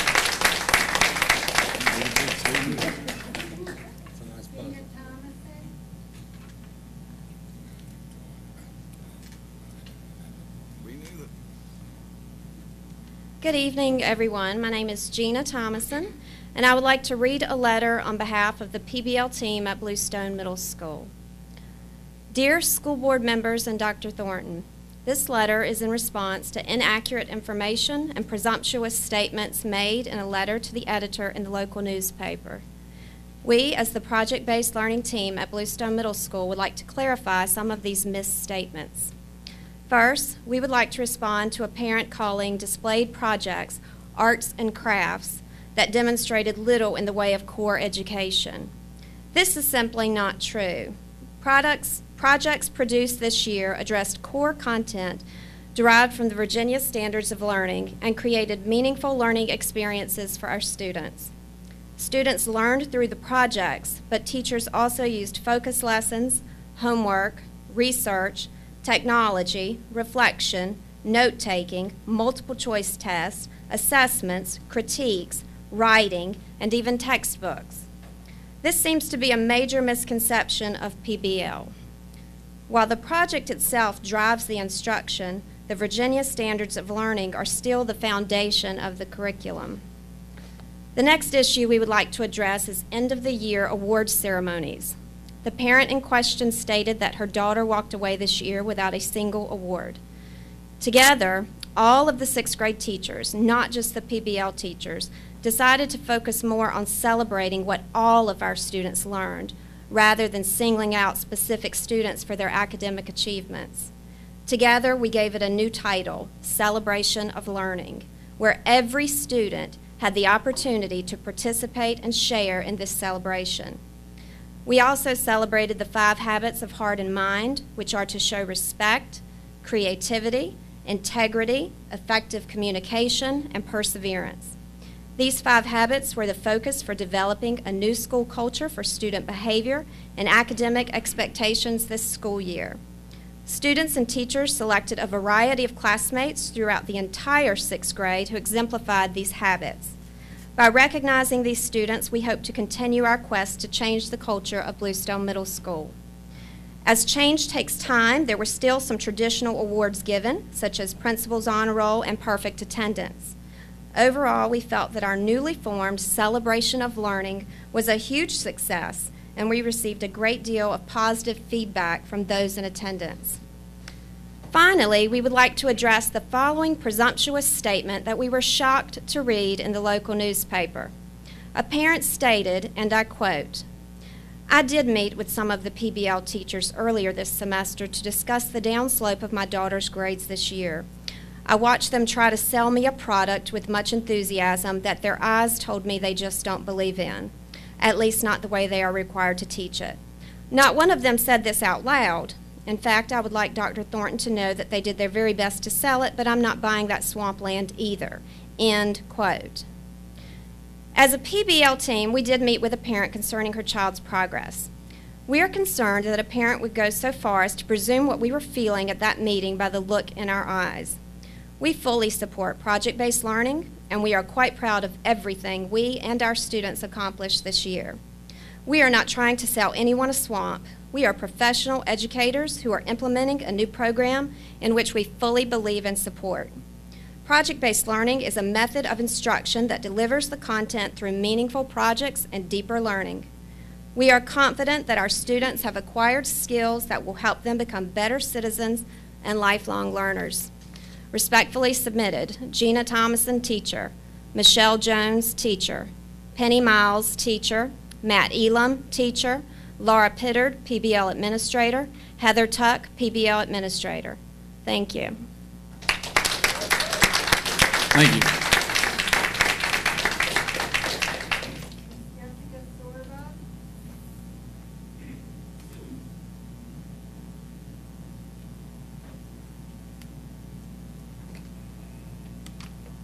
Hi, Dr. Thornton. Hi, everybody. You all know my son Frank because he spoke in front of you, Frank Zorba. He also won first place for Bluestone Middle School in their forensic science and dinner speaking, and received the award and then left and got sick afterwards because he had a stomach bug. I have 4 children in Mecklenburg County. 3 of them are now leaving Clarksville. 2 of them are leaving Clarksville this year and going to Bluestone. 1 is still staying, and then, of course, Frank. I love project-based learning. I am only a transplant. I've been here 2 years. I am from upstate New York. My family has lived here most of my life, and that's how I ended up here. Most of you know my uncle, Paul Mount. He put in a lot of your satellites. But anyway, Frank is a very unique and individual young man. He has Tourette's. He has severe asthma. He has 50% of his body covered in eczema. He has ADHD. and he is a high-level Asperger's. He had a 504 until he entered Mecklenburg County because he didn't need to use his 504 anymore because the teachers here care so much about him. This year, a child that started out stuttering and rubbing his face till it was raw when he public speak took first place in forensic science in doing the after-dinner speech. Okay? Project-based learning, we all have done it our whole life. We're just putting a title on it. Our doctors have been doing project-based learning to learn how to become medical students and learn on a cadaver. Our nurses do project-based learning.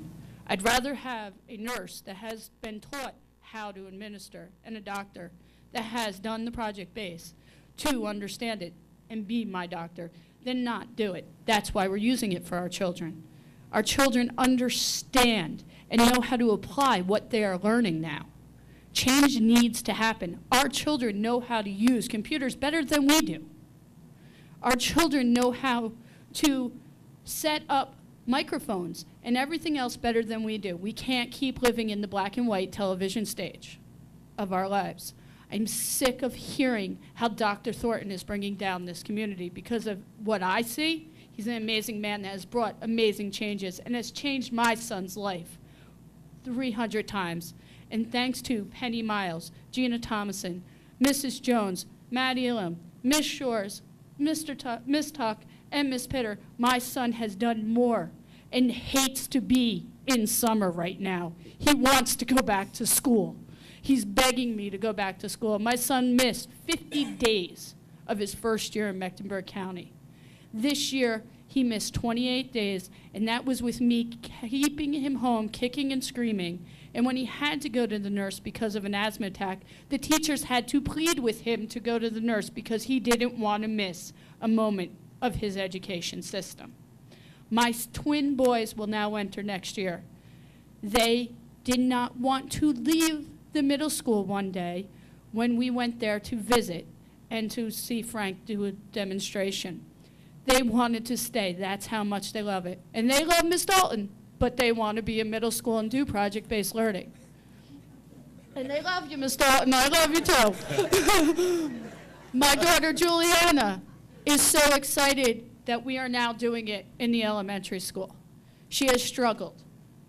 I have Frankie's SOL scores. He passed every single one above most. He just passed them. He didn't get burst. But this is also a kid that has an anxiety disorder and a text anxiety. And thanks to those 4 teachers over there, with his anxiety, every single time he took a text, he did it. And they worked his butt off because I think he was the second or third to last person to finish his math SOL. My other 3 passed some, but not all of their SOLs in traditional learning. So I am the product, and my children are the product that it's time to do the change. Thank you. Thank you.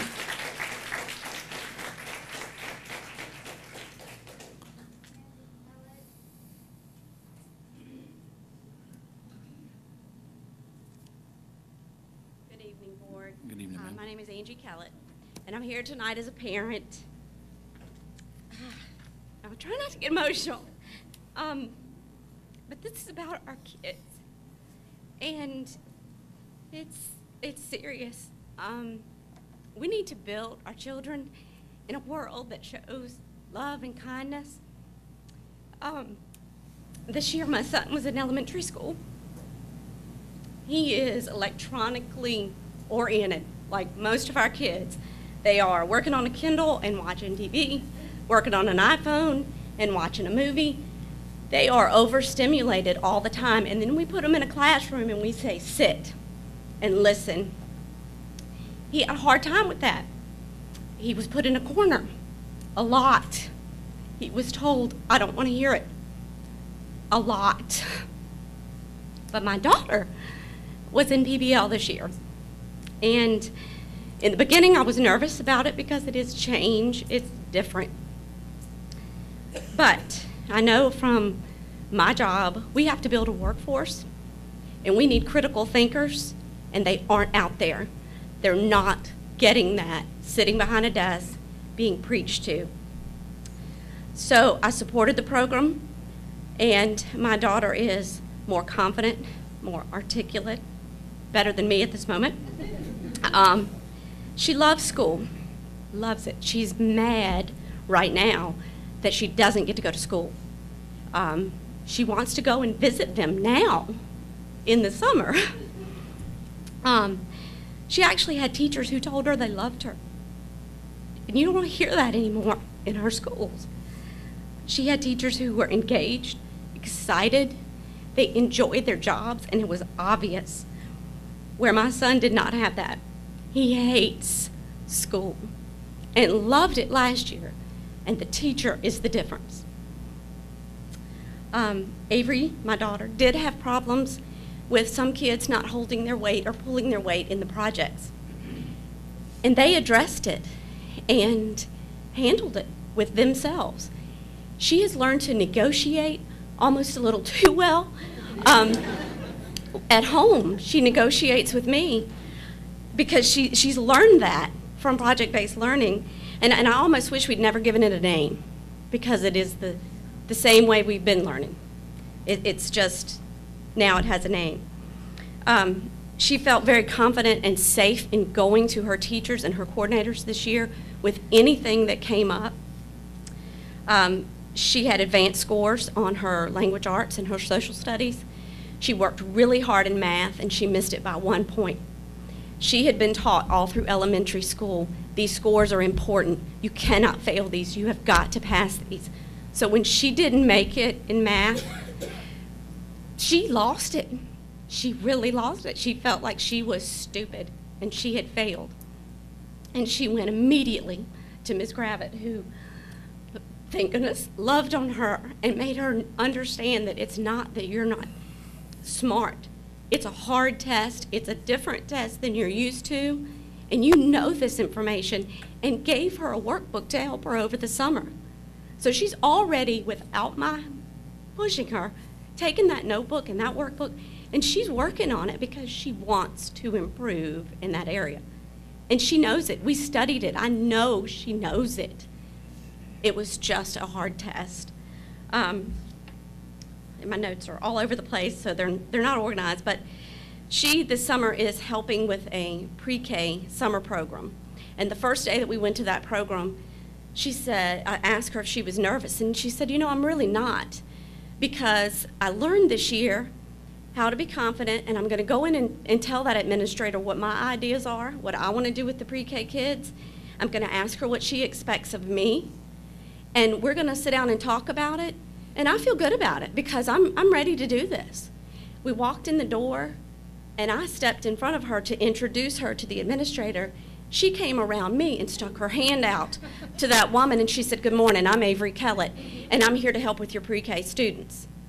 So I'd never seen her that confident and that strong, and that's the kind of workforce we need. Kids don't go into interviews today that confident. They're not prepared for the real world. As far as the time changes with the school year, I was not in favor of that because it's inconvenient. You have 1 minute, ma'am. Okay. It's inconvenient for me. But how selfish is that? This is giving our teachers time to be prepared to teach our kids. So I came around to that idea because I'm smart enough to know I want my kids to get the best. And that's what this is going to give those kids the opportunity to have. I do better in my job because I'm not tied to a desk, and I enjoy my job better, and I will stay at my job because of that fact. And I think we're building that into our students now, so they will be a confident and competent workforce. Thank you. Thank you, ma'am.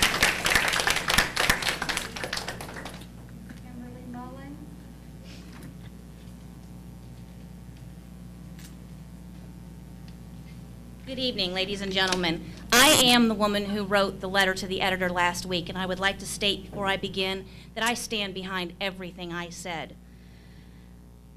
I came here tonight with a plea to ask you to reconsider, and actually more than reconsider, I ask you to do away with project-based learning. I love that I've heard the stories tonight of children with built confidence. Those are wonderful stories to hear. What I have not heard is parents or teachers overwhelmingly exclaiming about the education our children have received this year. 20 years ago, our youngest child entered the public school system. For 20 consecutive years, we have had a child in school. In those years, we have experienced 6 different school systems due to educational and work-related relocations. Every system has had its issues, good and bad.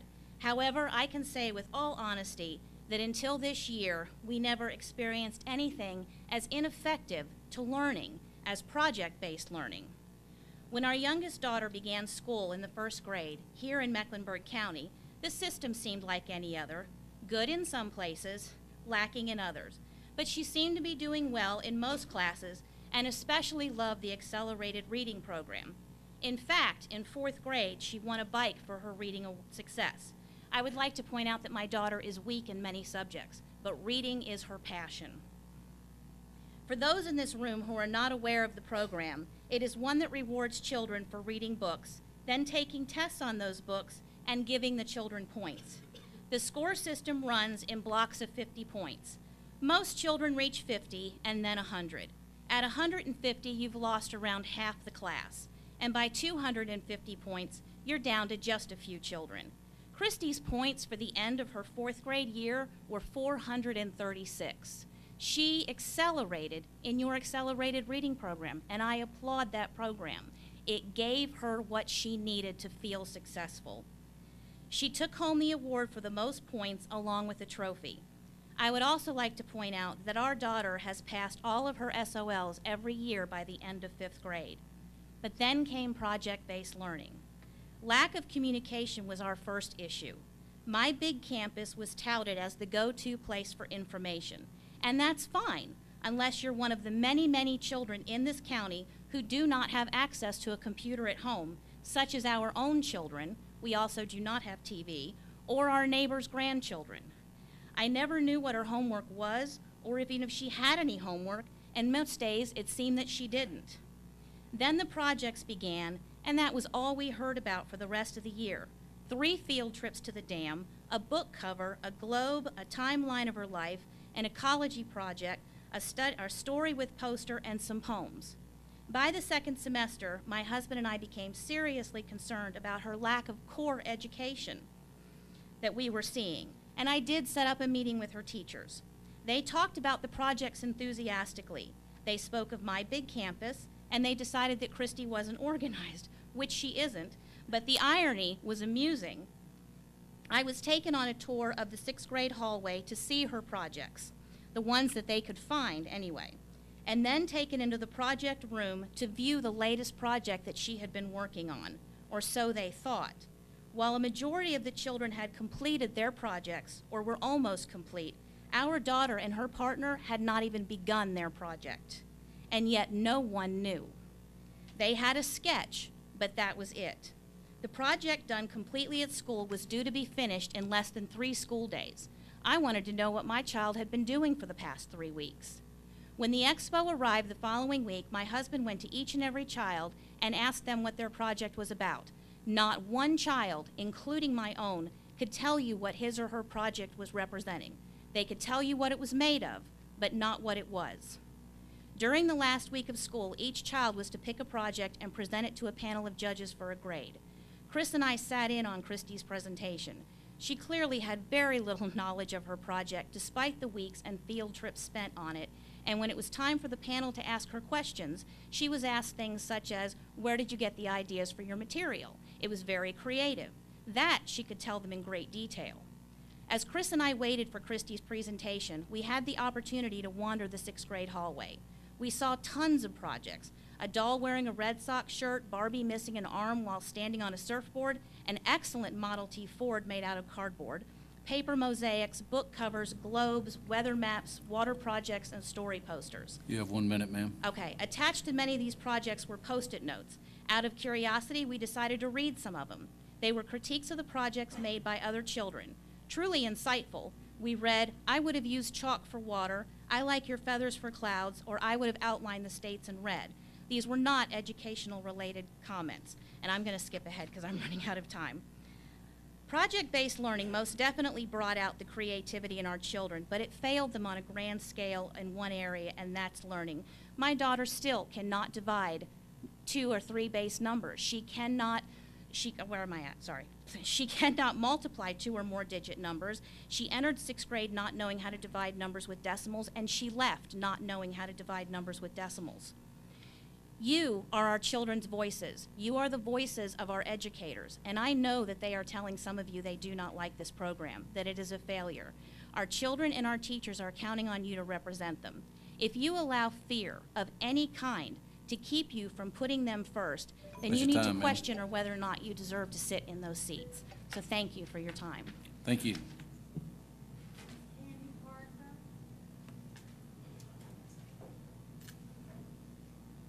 Good evening. My name is Candy Parker. I'm the mother of Nyla Costello, a 6th grader, a project-based learner at Parkview Middle School. First of all, I'd like to say Nyla loves Miss Sheffield and actually wanted to come and see her this summer, the first time that's ever happened. I enjoyed Expo Night, seeing actually all the 6th graders articulate what they actually learned and explain their project in front of strangers. As far as sitting at home and discussing with Nyla what she learned, I do believe the content that she was supposed to learn was learned. However, I must say that attending Nyla's POL, Presentation of Learning, attended at the end of the school year was my aha moment, or when I realized that PBL was just as effective or not, or even more effective than the traditional style of learning that most of us received in the classroom. I was impressed how my daughter stood in front of a panel of adults and explained the content that she learned. Without a cue card or notes, she answered all the questions, and some of them were related to content. Knowing all the questions that were asked without even being given all the questions to prepare for. Nyla talked about how she applied her 21st century skills, and I'm thinking, skills? She talked about critical thinking and explained. She talked about collaboration and explained. She talked about technology, creativity, and being able to communicate effectively. I was amazed. I was most of all a proud mommy. I was proud at seeing this young woman and poised woman standing in front of a panel of adults. Finally, Nyla talked about critiques and how she thought her best was the best until her classmates criticized or constructively criticized her work. I was amazed that my child learned to take constructive criticism. She listened to the constructive criticism and improved her best. This year, I was concerned about her ability to pass all of her SOLs. She did, but what I will remember the most is seeing this intelligent, articulate, posed 11-year-old or young woman presenting her POLs.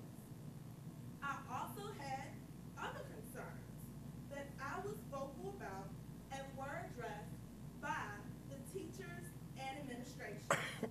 I believe the PBL program has been a big part of Nyla's success this year and have prepared her not only for the 7th grade, but is preparing her for college, her career, and her life ahead.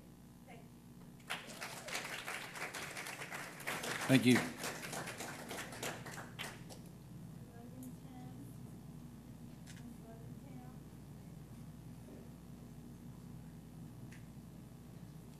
Hold on just a second, see if we can get the, bear with it just a second there, young lady. We're experiencing technical difficulties.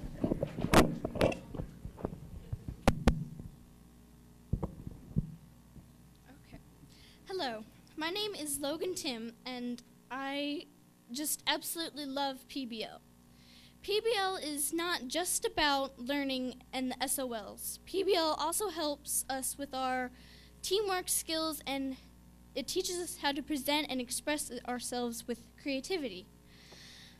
We have a lot of space with our projects to go outside of the box and use our creativity and make them beautiful. We use our teamwork because we always work in groups, basically always, and each student has their strong point in what they do. Some students may be better at writing, and some may be more creative to draw and decorate the project. I do believe that PBL is very personalized to every student to help them achieve their strong point in their work and express themselves in their teamwork and creativity. I believe the teachers are a very good part of this. I believe that the teachers have tried to build themselves a relationship with each and every student. Before, in the elementary school years, I loved my teachers. They were very nice, but I never really had a friendship with them. I feel like my PBL teachers, I feel like we are friends, even though they are my teachers. I would like to say that PBL is just a great program, and I know some people don't really like PBL, but it's mostly based on the students. If the students don't like whatever work that they're doing, they won't try their best, and they just won't do the best that they can. Project-based learning is very fun. We do fun work, and all the students, and I know the teachers, love it. So every single student will try their best to do something that they are having fun with. I believe that PBL should continue next year because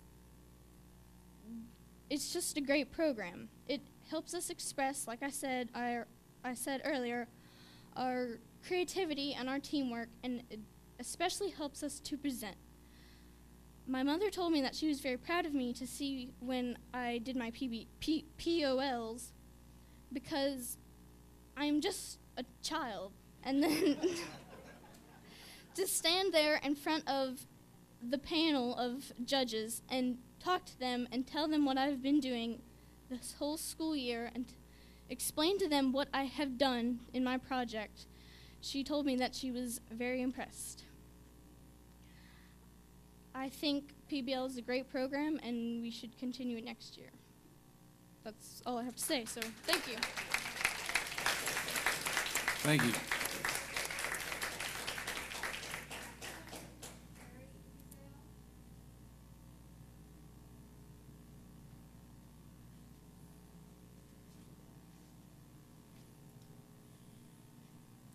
How you doing, ma'am?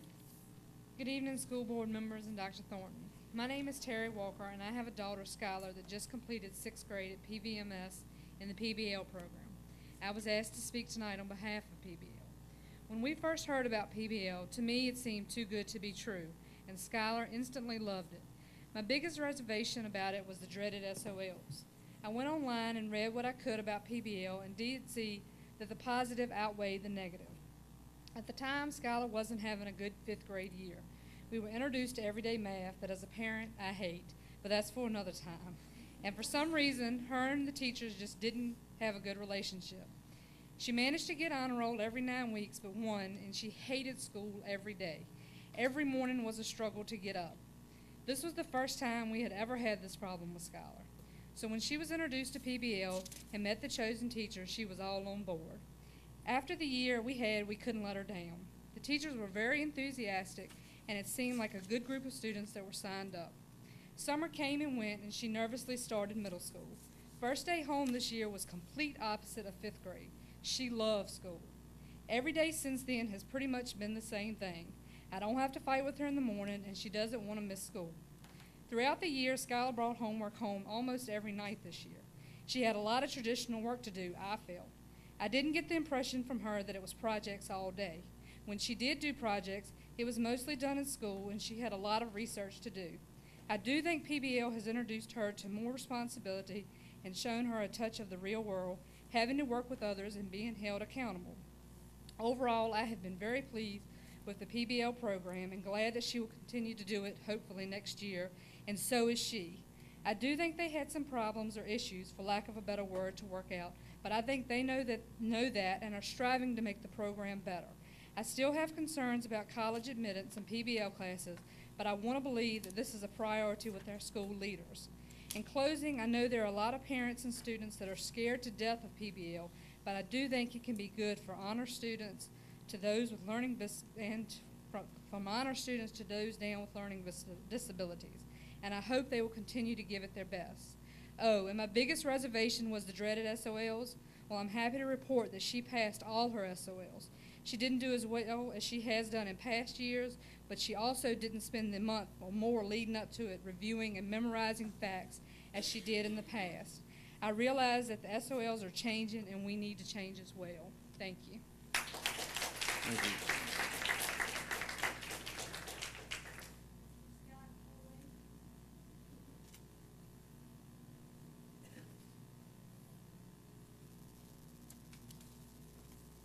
How you doing, sir?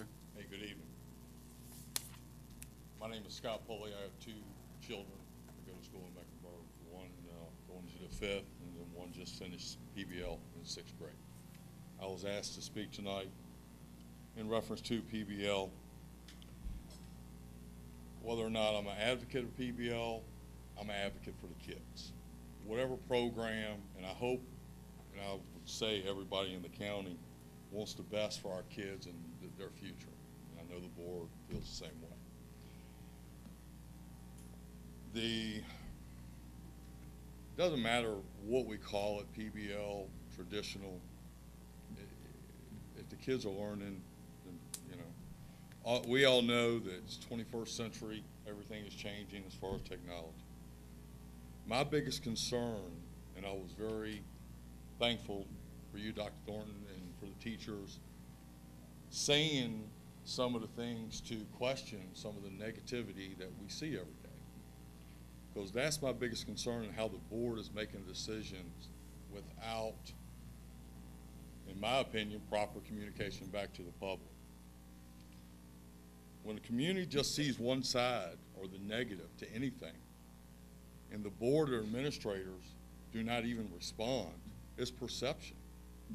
If someone pleads the 5th, in my book, they're guilty. So I urge you to respond to the critics like you did tonight, and I appreciate it. Because every day you stay silent, you're losing more support.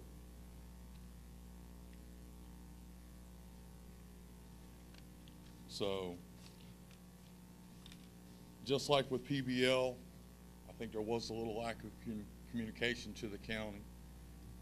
I appreciate your response, and I'm not trying to direct it right to you, but as far as with the school system, with the new schools, I think it's all about communication. I think the county can back any program that we put forth if we communicate properly with them.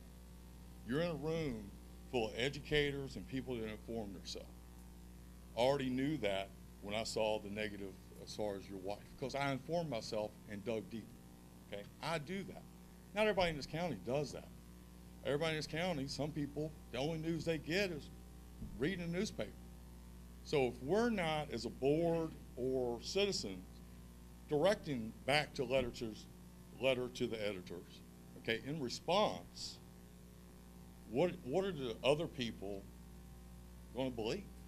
They're going to believe all they're hearing, and they're only hearing one side. So that's all I had to say. So please communicate a little, in my opinion, a little better to your public. Thank you. Thank you.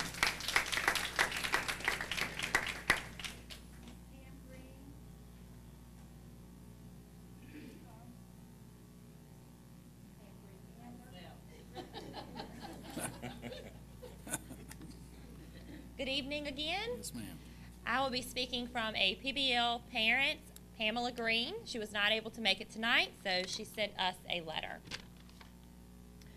I would like to take this time to share our experience in PBL this year at Parkview Middle School. My daughter, Danielle, has grown so much this year, and I contribute a large part of this growth to her involvement in project-based learning. Danielle has always been a shy individual, and I'm pleased to say that this is no longer the case. I noticed a change in her after the first 2 to 3 weeks of school. She became more outgoing and more confident. She told me that she felt like she could be more involved and was more interested in her classes than last year. She also told me that she felt she could interact with her teachers better this year. She enjoyed going to school. No longer did I hear the infamous, "I don't feel like going to school today." I would hear her excitement about applying what she had learned to her part in the project she would be working on. I have seen her creativity and critical thinking just take off. She has become more independent in her problem solving. It is so amazing to me to see her change so much in a year. She has excelled this year, and I'm so proud of her accomplishments. The most fulfilling and memorable moment was seeing her stand in front of a room full of people and give a presentation, not once, but on several occasions. I feel that she accomplished this with her experience in project-based learning. I can't express enough how pleased I am that the PBL program is available to our students. I feel that my child will be better prepared for her future educational and life goals. I certainly hope that this program will continue and grow over the years to come. Thank you, Pamela Green. Thank you.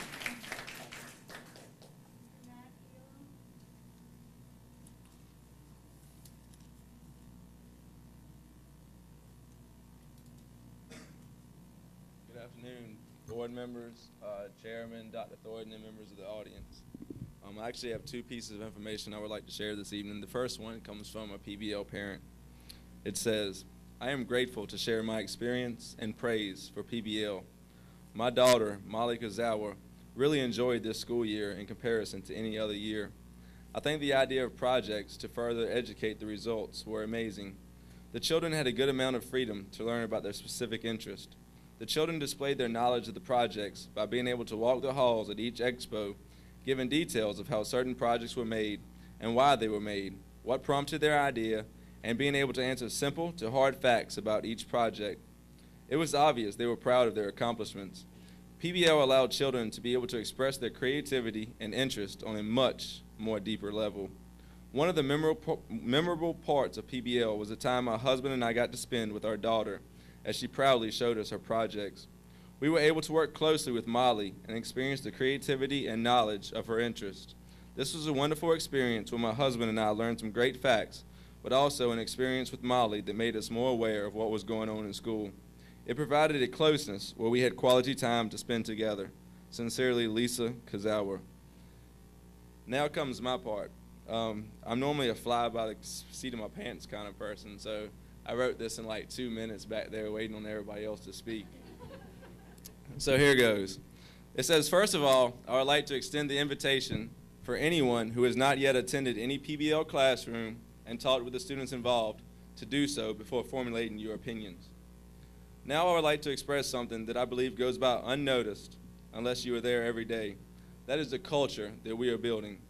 The purpose of PBL not only involves teaching through meaningful and deeper level thinking projects, where it has been my experience the students were able to not only answer questions about how their projects were created, but about the deeper core content behind the projects. The other side of the coin, and my biggest goal as a teacher and educator, goes beyond that, and I can think of no better avenue for that than through project-based learning. Every week, every day, and every class period, it is my focus to create young citizens who have the 21st century skills to become leaders in the real world after school.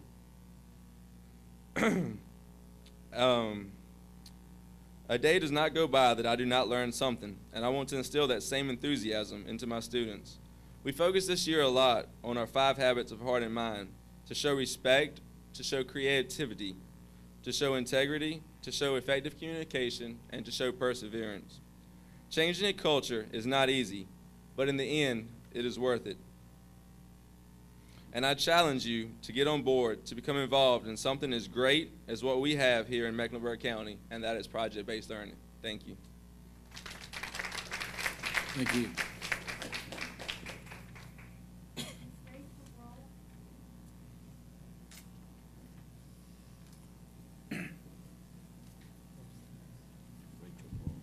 Good evening. My name is Rachel Rolfe. It's been a few years since I stood here in front of you guys. The last time it wasn't quite so nice. My son just completed his 6th grade year at Parkview Middle School. He was one of the lucky ones that was chosen to participate in PBL.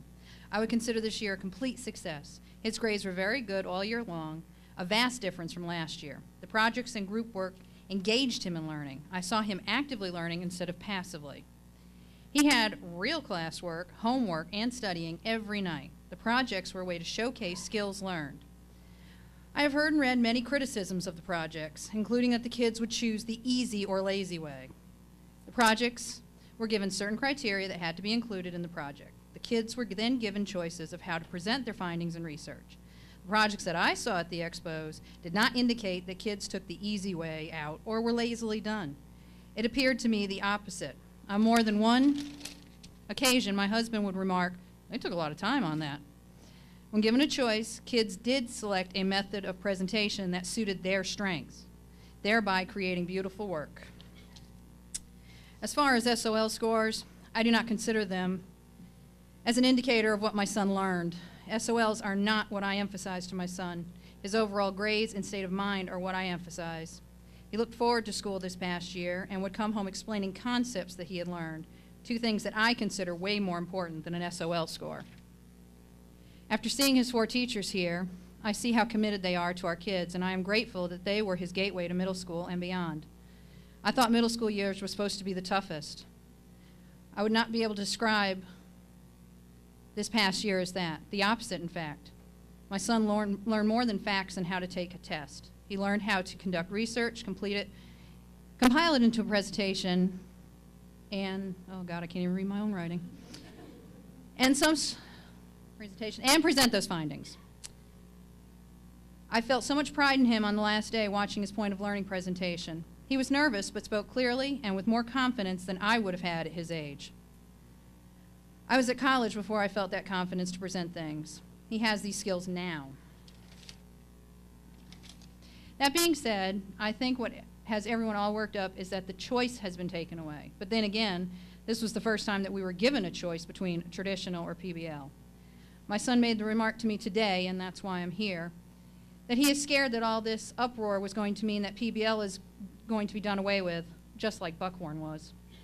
Powerful words from an 11-year-old. He thrived in PBL, as did many others. I sincerely hope that I won't see when PBL is going away due to that I won't see PBL going away due to the uproar. If that happens, I'll be back with more to say. It hit me tonight that we haven't gone to a new way of teaching, and we haven't even gone to old school. We've gone back to real teaching. These expos clearly indicated that. They went back to real teaching. They taught these kids real skills this year, my son included, and I give them a lot of credit for dealing with him for the year because he can be all boy, but he had a great year. He had a fantastic year, made the baseball team as a 6th grader, and he was just engaged the whole year, and that was something that was sorely lacking the year before, and that could have been because it was just a giant mess with the first year with the schools being compiled, but it just worked. It just worked. And I'm sure there are plenty of people that don't think it will work, and until they actually experience for themselves, I really have not really wanted to listen to their opinion at all, and I have told them that. So keep at it. Don't take this away from them, because there are kids in this county that have been let down before by this board, and just don't do it again to them. Thank you. Thank you.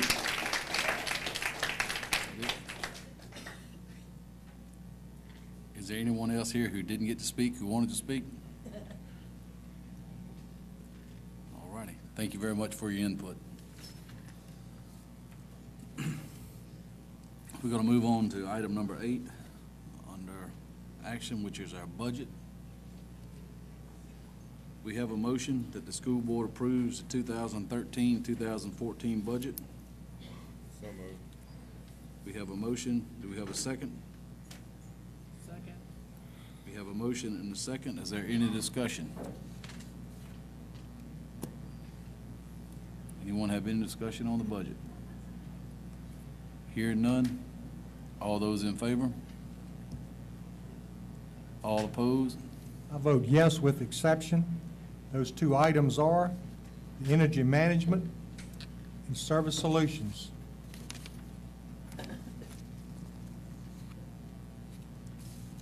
We're going to move on to subject B, personnel.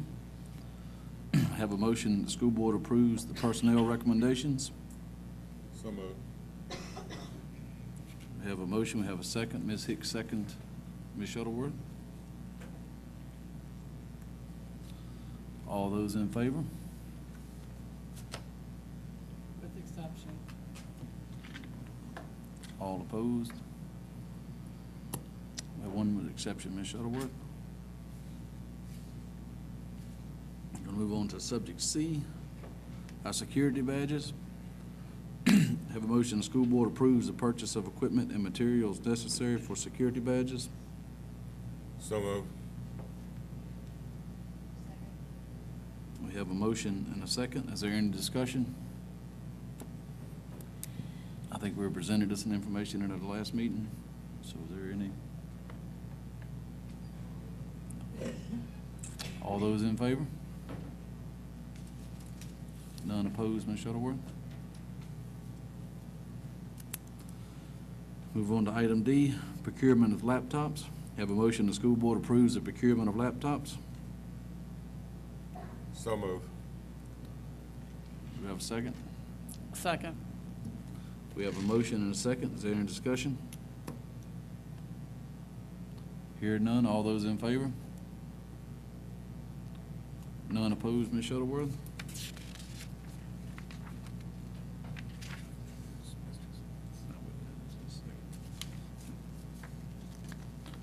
Anybody else have anything for action or anything before we move on? Guess not. Before we go to board member remarks, Mr. Spence, I'd like to welcome you to Mecklenburg County as the new principal at Parkville Middle School. We look forward to working with you and appreciate you taking us up on our offer. Thank you, sir. Yes, sir. Thank you. Unless any board member has anything, we're going to move on to board member remarks. Ms. Wagstaff? I'd like to welcome you, Dr. Hackney. We're very excited and Mr. Spence, excited to have you. As I heard the speakers tonight, especially Ms. Jones, I guess describing her son's experience, my children have all been through the whole SOL thing, and I had the same experiences. Hated to go to school, hated to get up. To me, we're thinking too much about traditional and project-based, and the whole point is just common sense. If a child is more engaged and more excited about learning, they're going to learn more. And not only, the whole reason for this, not only the SOLs are changing, but the world is changing very rapidly. I saw a help wanted sign, and it said underneath it, must have a clue. My child is, after making the perfect SOL scores, straight A's all through college, but sometimes I don't think he has a clue on public speaking, creative thinking, problem solving.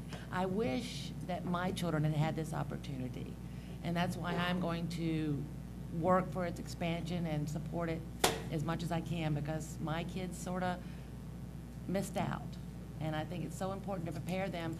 The 21st century skills that we're preparing them for is because we don't even know what jobs are going to be out there. The world is changing so fast. We do not know. These kids have got to be prepared for anything. And thank you all for coming. Thank you, ma'am. Comments were made this evening about how in some cases we have been teaching PBL, although just didn't label it that way. And I know Chris Clark, business instructor at Parkview, recently did a presentation about the apprentice program and those types of competitions that he's been doing for years now within the business and that program. And my daughter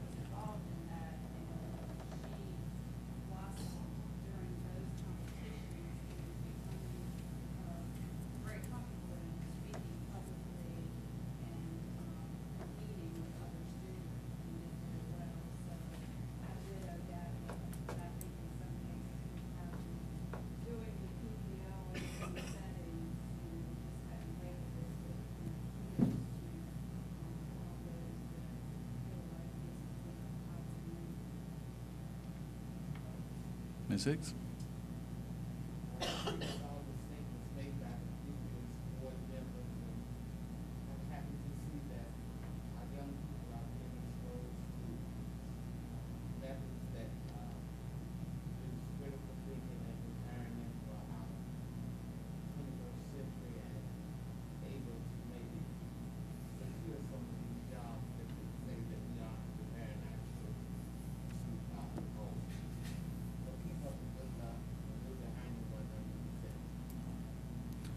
Mr. Edwards?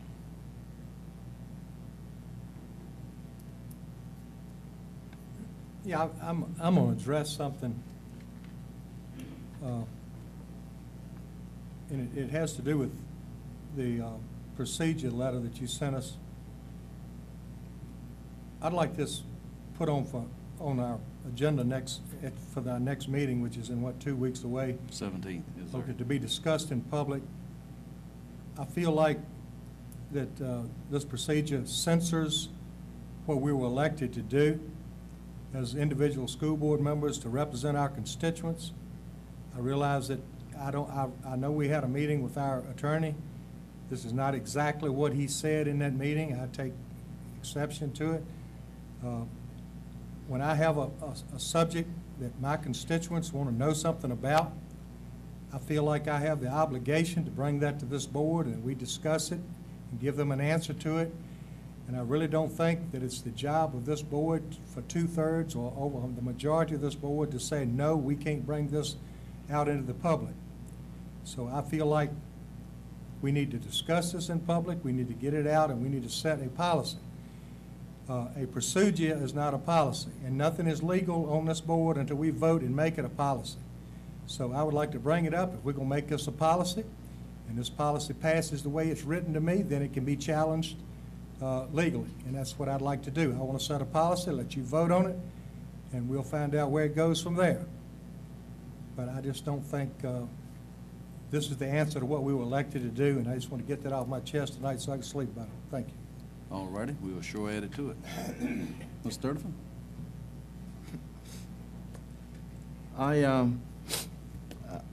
Who said PBL was going away?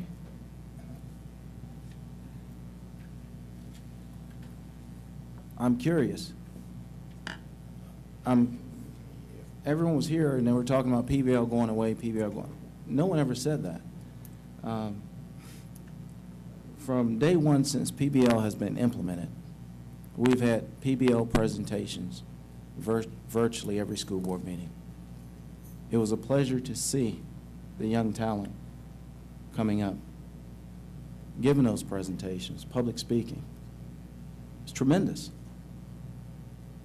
And having a son who was a 6th grader that took PBL, I'm happy with PBL. My question was implementation of PBL, going from 6th grade to 5th, 7th, 8th, and 9th within 1 year. And you know you have that aha moment. I remembered I had a conversation with Mr. Perrier, and I had mentioned you, Robert, possibly putting this up for a vote tonight. And when you asked me earlier whether or not you wanted me to put that on action, I said, no, we can wait for that. And then I see a crowd of parents saying they were asked to come to talk about PBL as though this board was going to change its views on PBL. So that was my aha moment. Implementation is key. Success is key. If this program is not done or implemented properly, it may possibly reduce the success. I pointed out some things of public choice. I specifically asked, will the parents have a choice for their 5th grade students, 7th, 6th, 8th, and 9th? The answer was no. So when we talk about buy-in, what is the proper route to go for buy-in? Is it to say you have no choice? When you do that, you get pushback. I don't know what the answer is. I'm not an educator. That's why I asked who the expert on PBL was.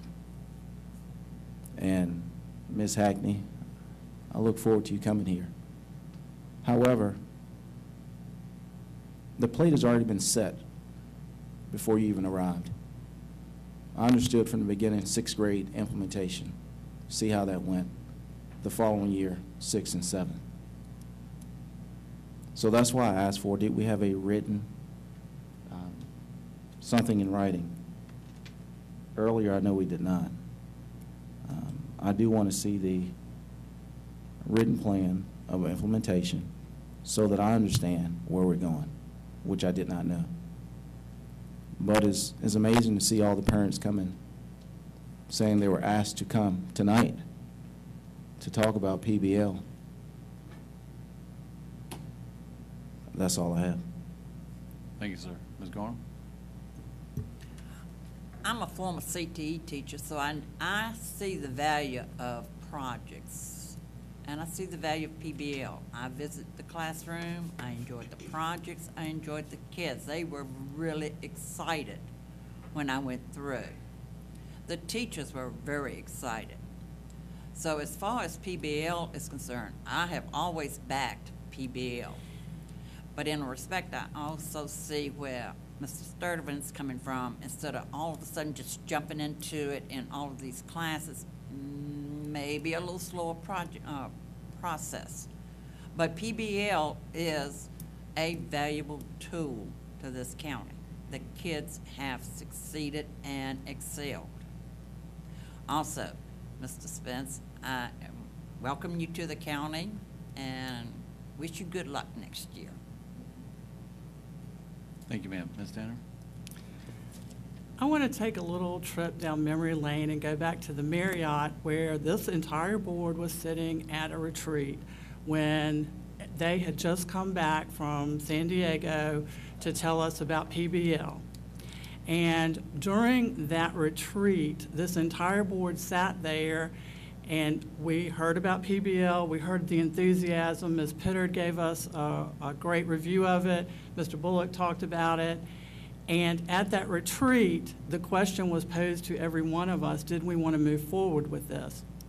We were told at that retreat that we would do a pilot project for the 6th grade, but after that, we were going to implement it, and the grades were mentioned at that time that it's going to be implemented in. The reason I know this is because my children would have missed it if it hadn't, that they weren't going to be implemented in the 9th grade. I want to fast forward to August when we first started talking in public about meetings about PBL, and I made a comment at that meeting about my children missing it, and a principal reminded me that if it was implemented the way that it had been told to everyone from the beginning, that when my children reached the 9th grade, they would be a part of it. So this is not something that has just come up this year. We may have some memory lapses or whatever, but I distinctly remember all of this. And I remember we've talked about it in public. I remember that we have discussed implementation. And so this is not foreign to me, and it's not foreign as far as what grades, because my children have been looking forward to it. When Ms. Walker was talking about she didn't miss the anxiety leading up to the SOLs, I'm looking forward to that because I have 2 children that in the 3rd grade came home and threw up right after the SOLs. Did not want to go back to school the next day because the fear of God had been put into them that if they failed that SOL, they were going to fail the 3rd grade. And I have heard many stories. I listen to parents, contrary to public opinion, but I have listened to parents from before I got on this board until as recently as today about how we're sick and tired of teaching to the test. We're sick and tired of you teaching our children to the test to take the SOL test. And we listened. And we gave direction to Dr. Thornton, this board, minus a couple of members who were not here, at a retreat at Longwood. And that direction was, we don't want to be teaching to the SOLs. Find us a program. And you know what? Project-based learning, problem-based learning, inquiry-based learning, whatever you want to call it, is what he found, what his team found, what had already been going on in this region, in Charlotte County. And we're just moving forward with it. Tonight, was an awesome, awesome, it was great to hear the positive coming from the parents. Nala, I wish she could have spoken too, because I've heard that child speak.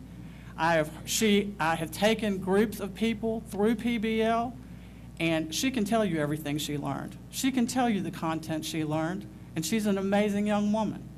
Her mother is right to be proud of her. I didn't get to see her POL, but I did get to see POLs. And I'm going to tell you, after those, there were several of them that I cried.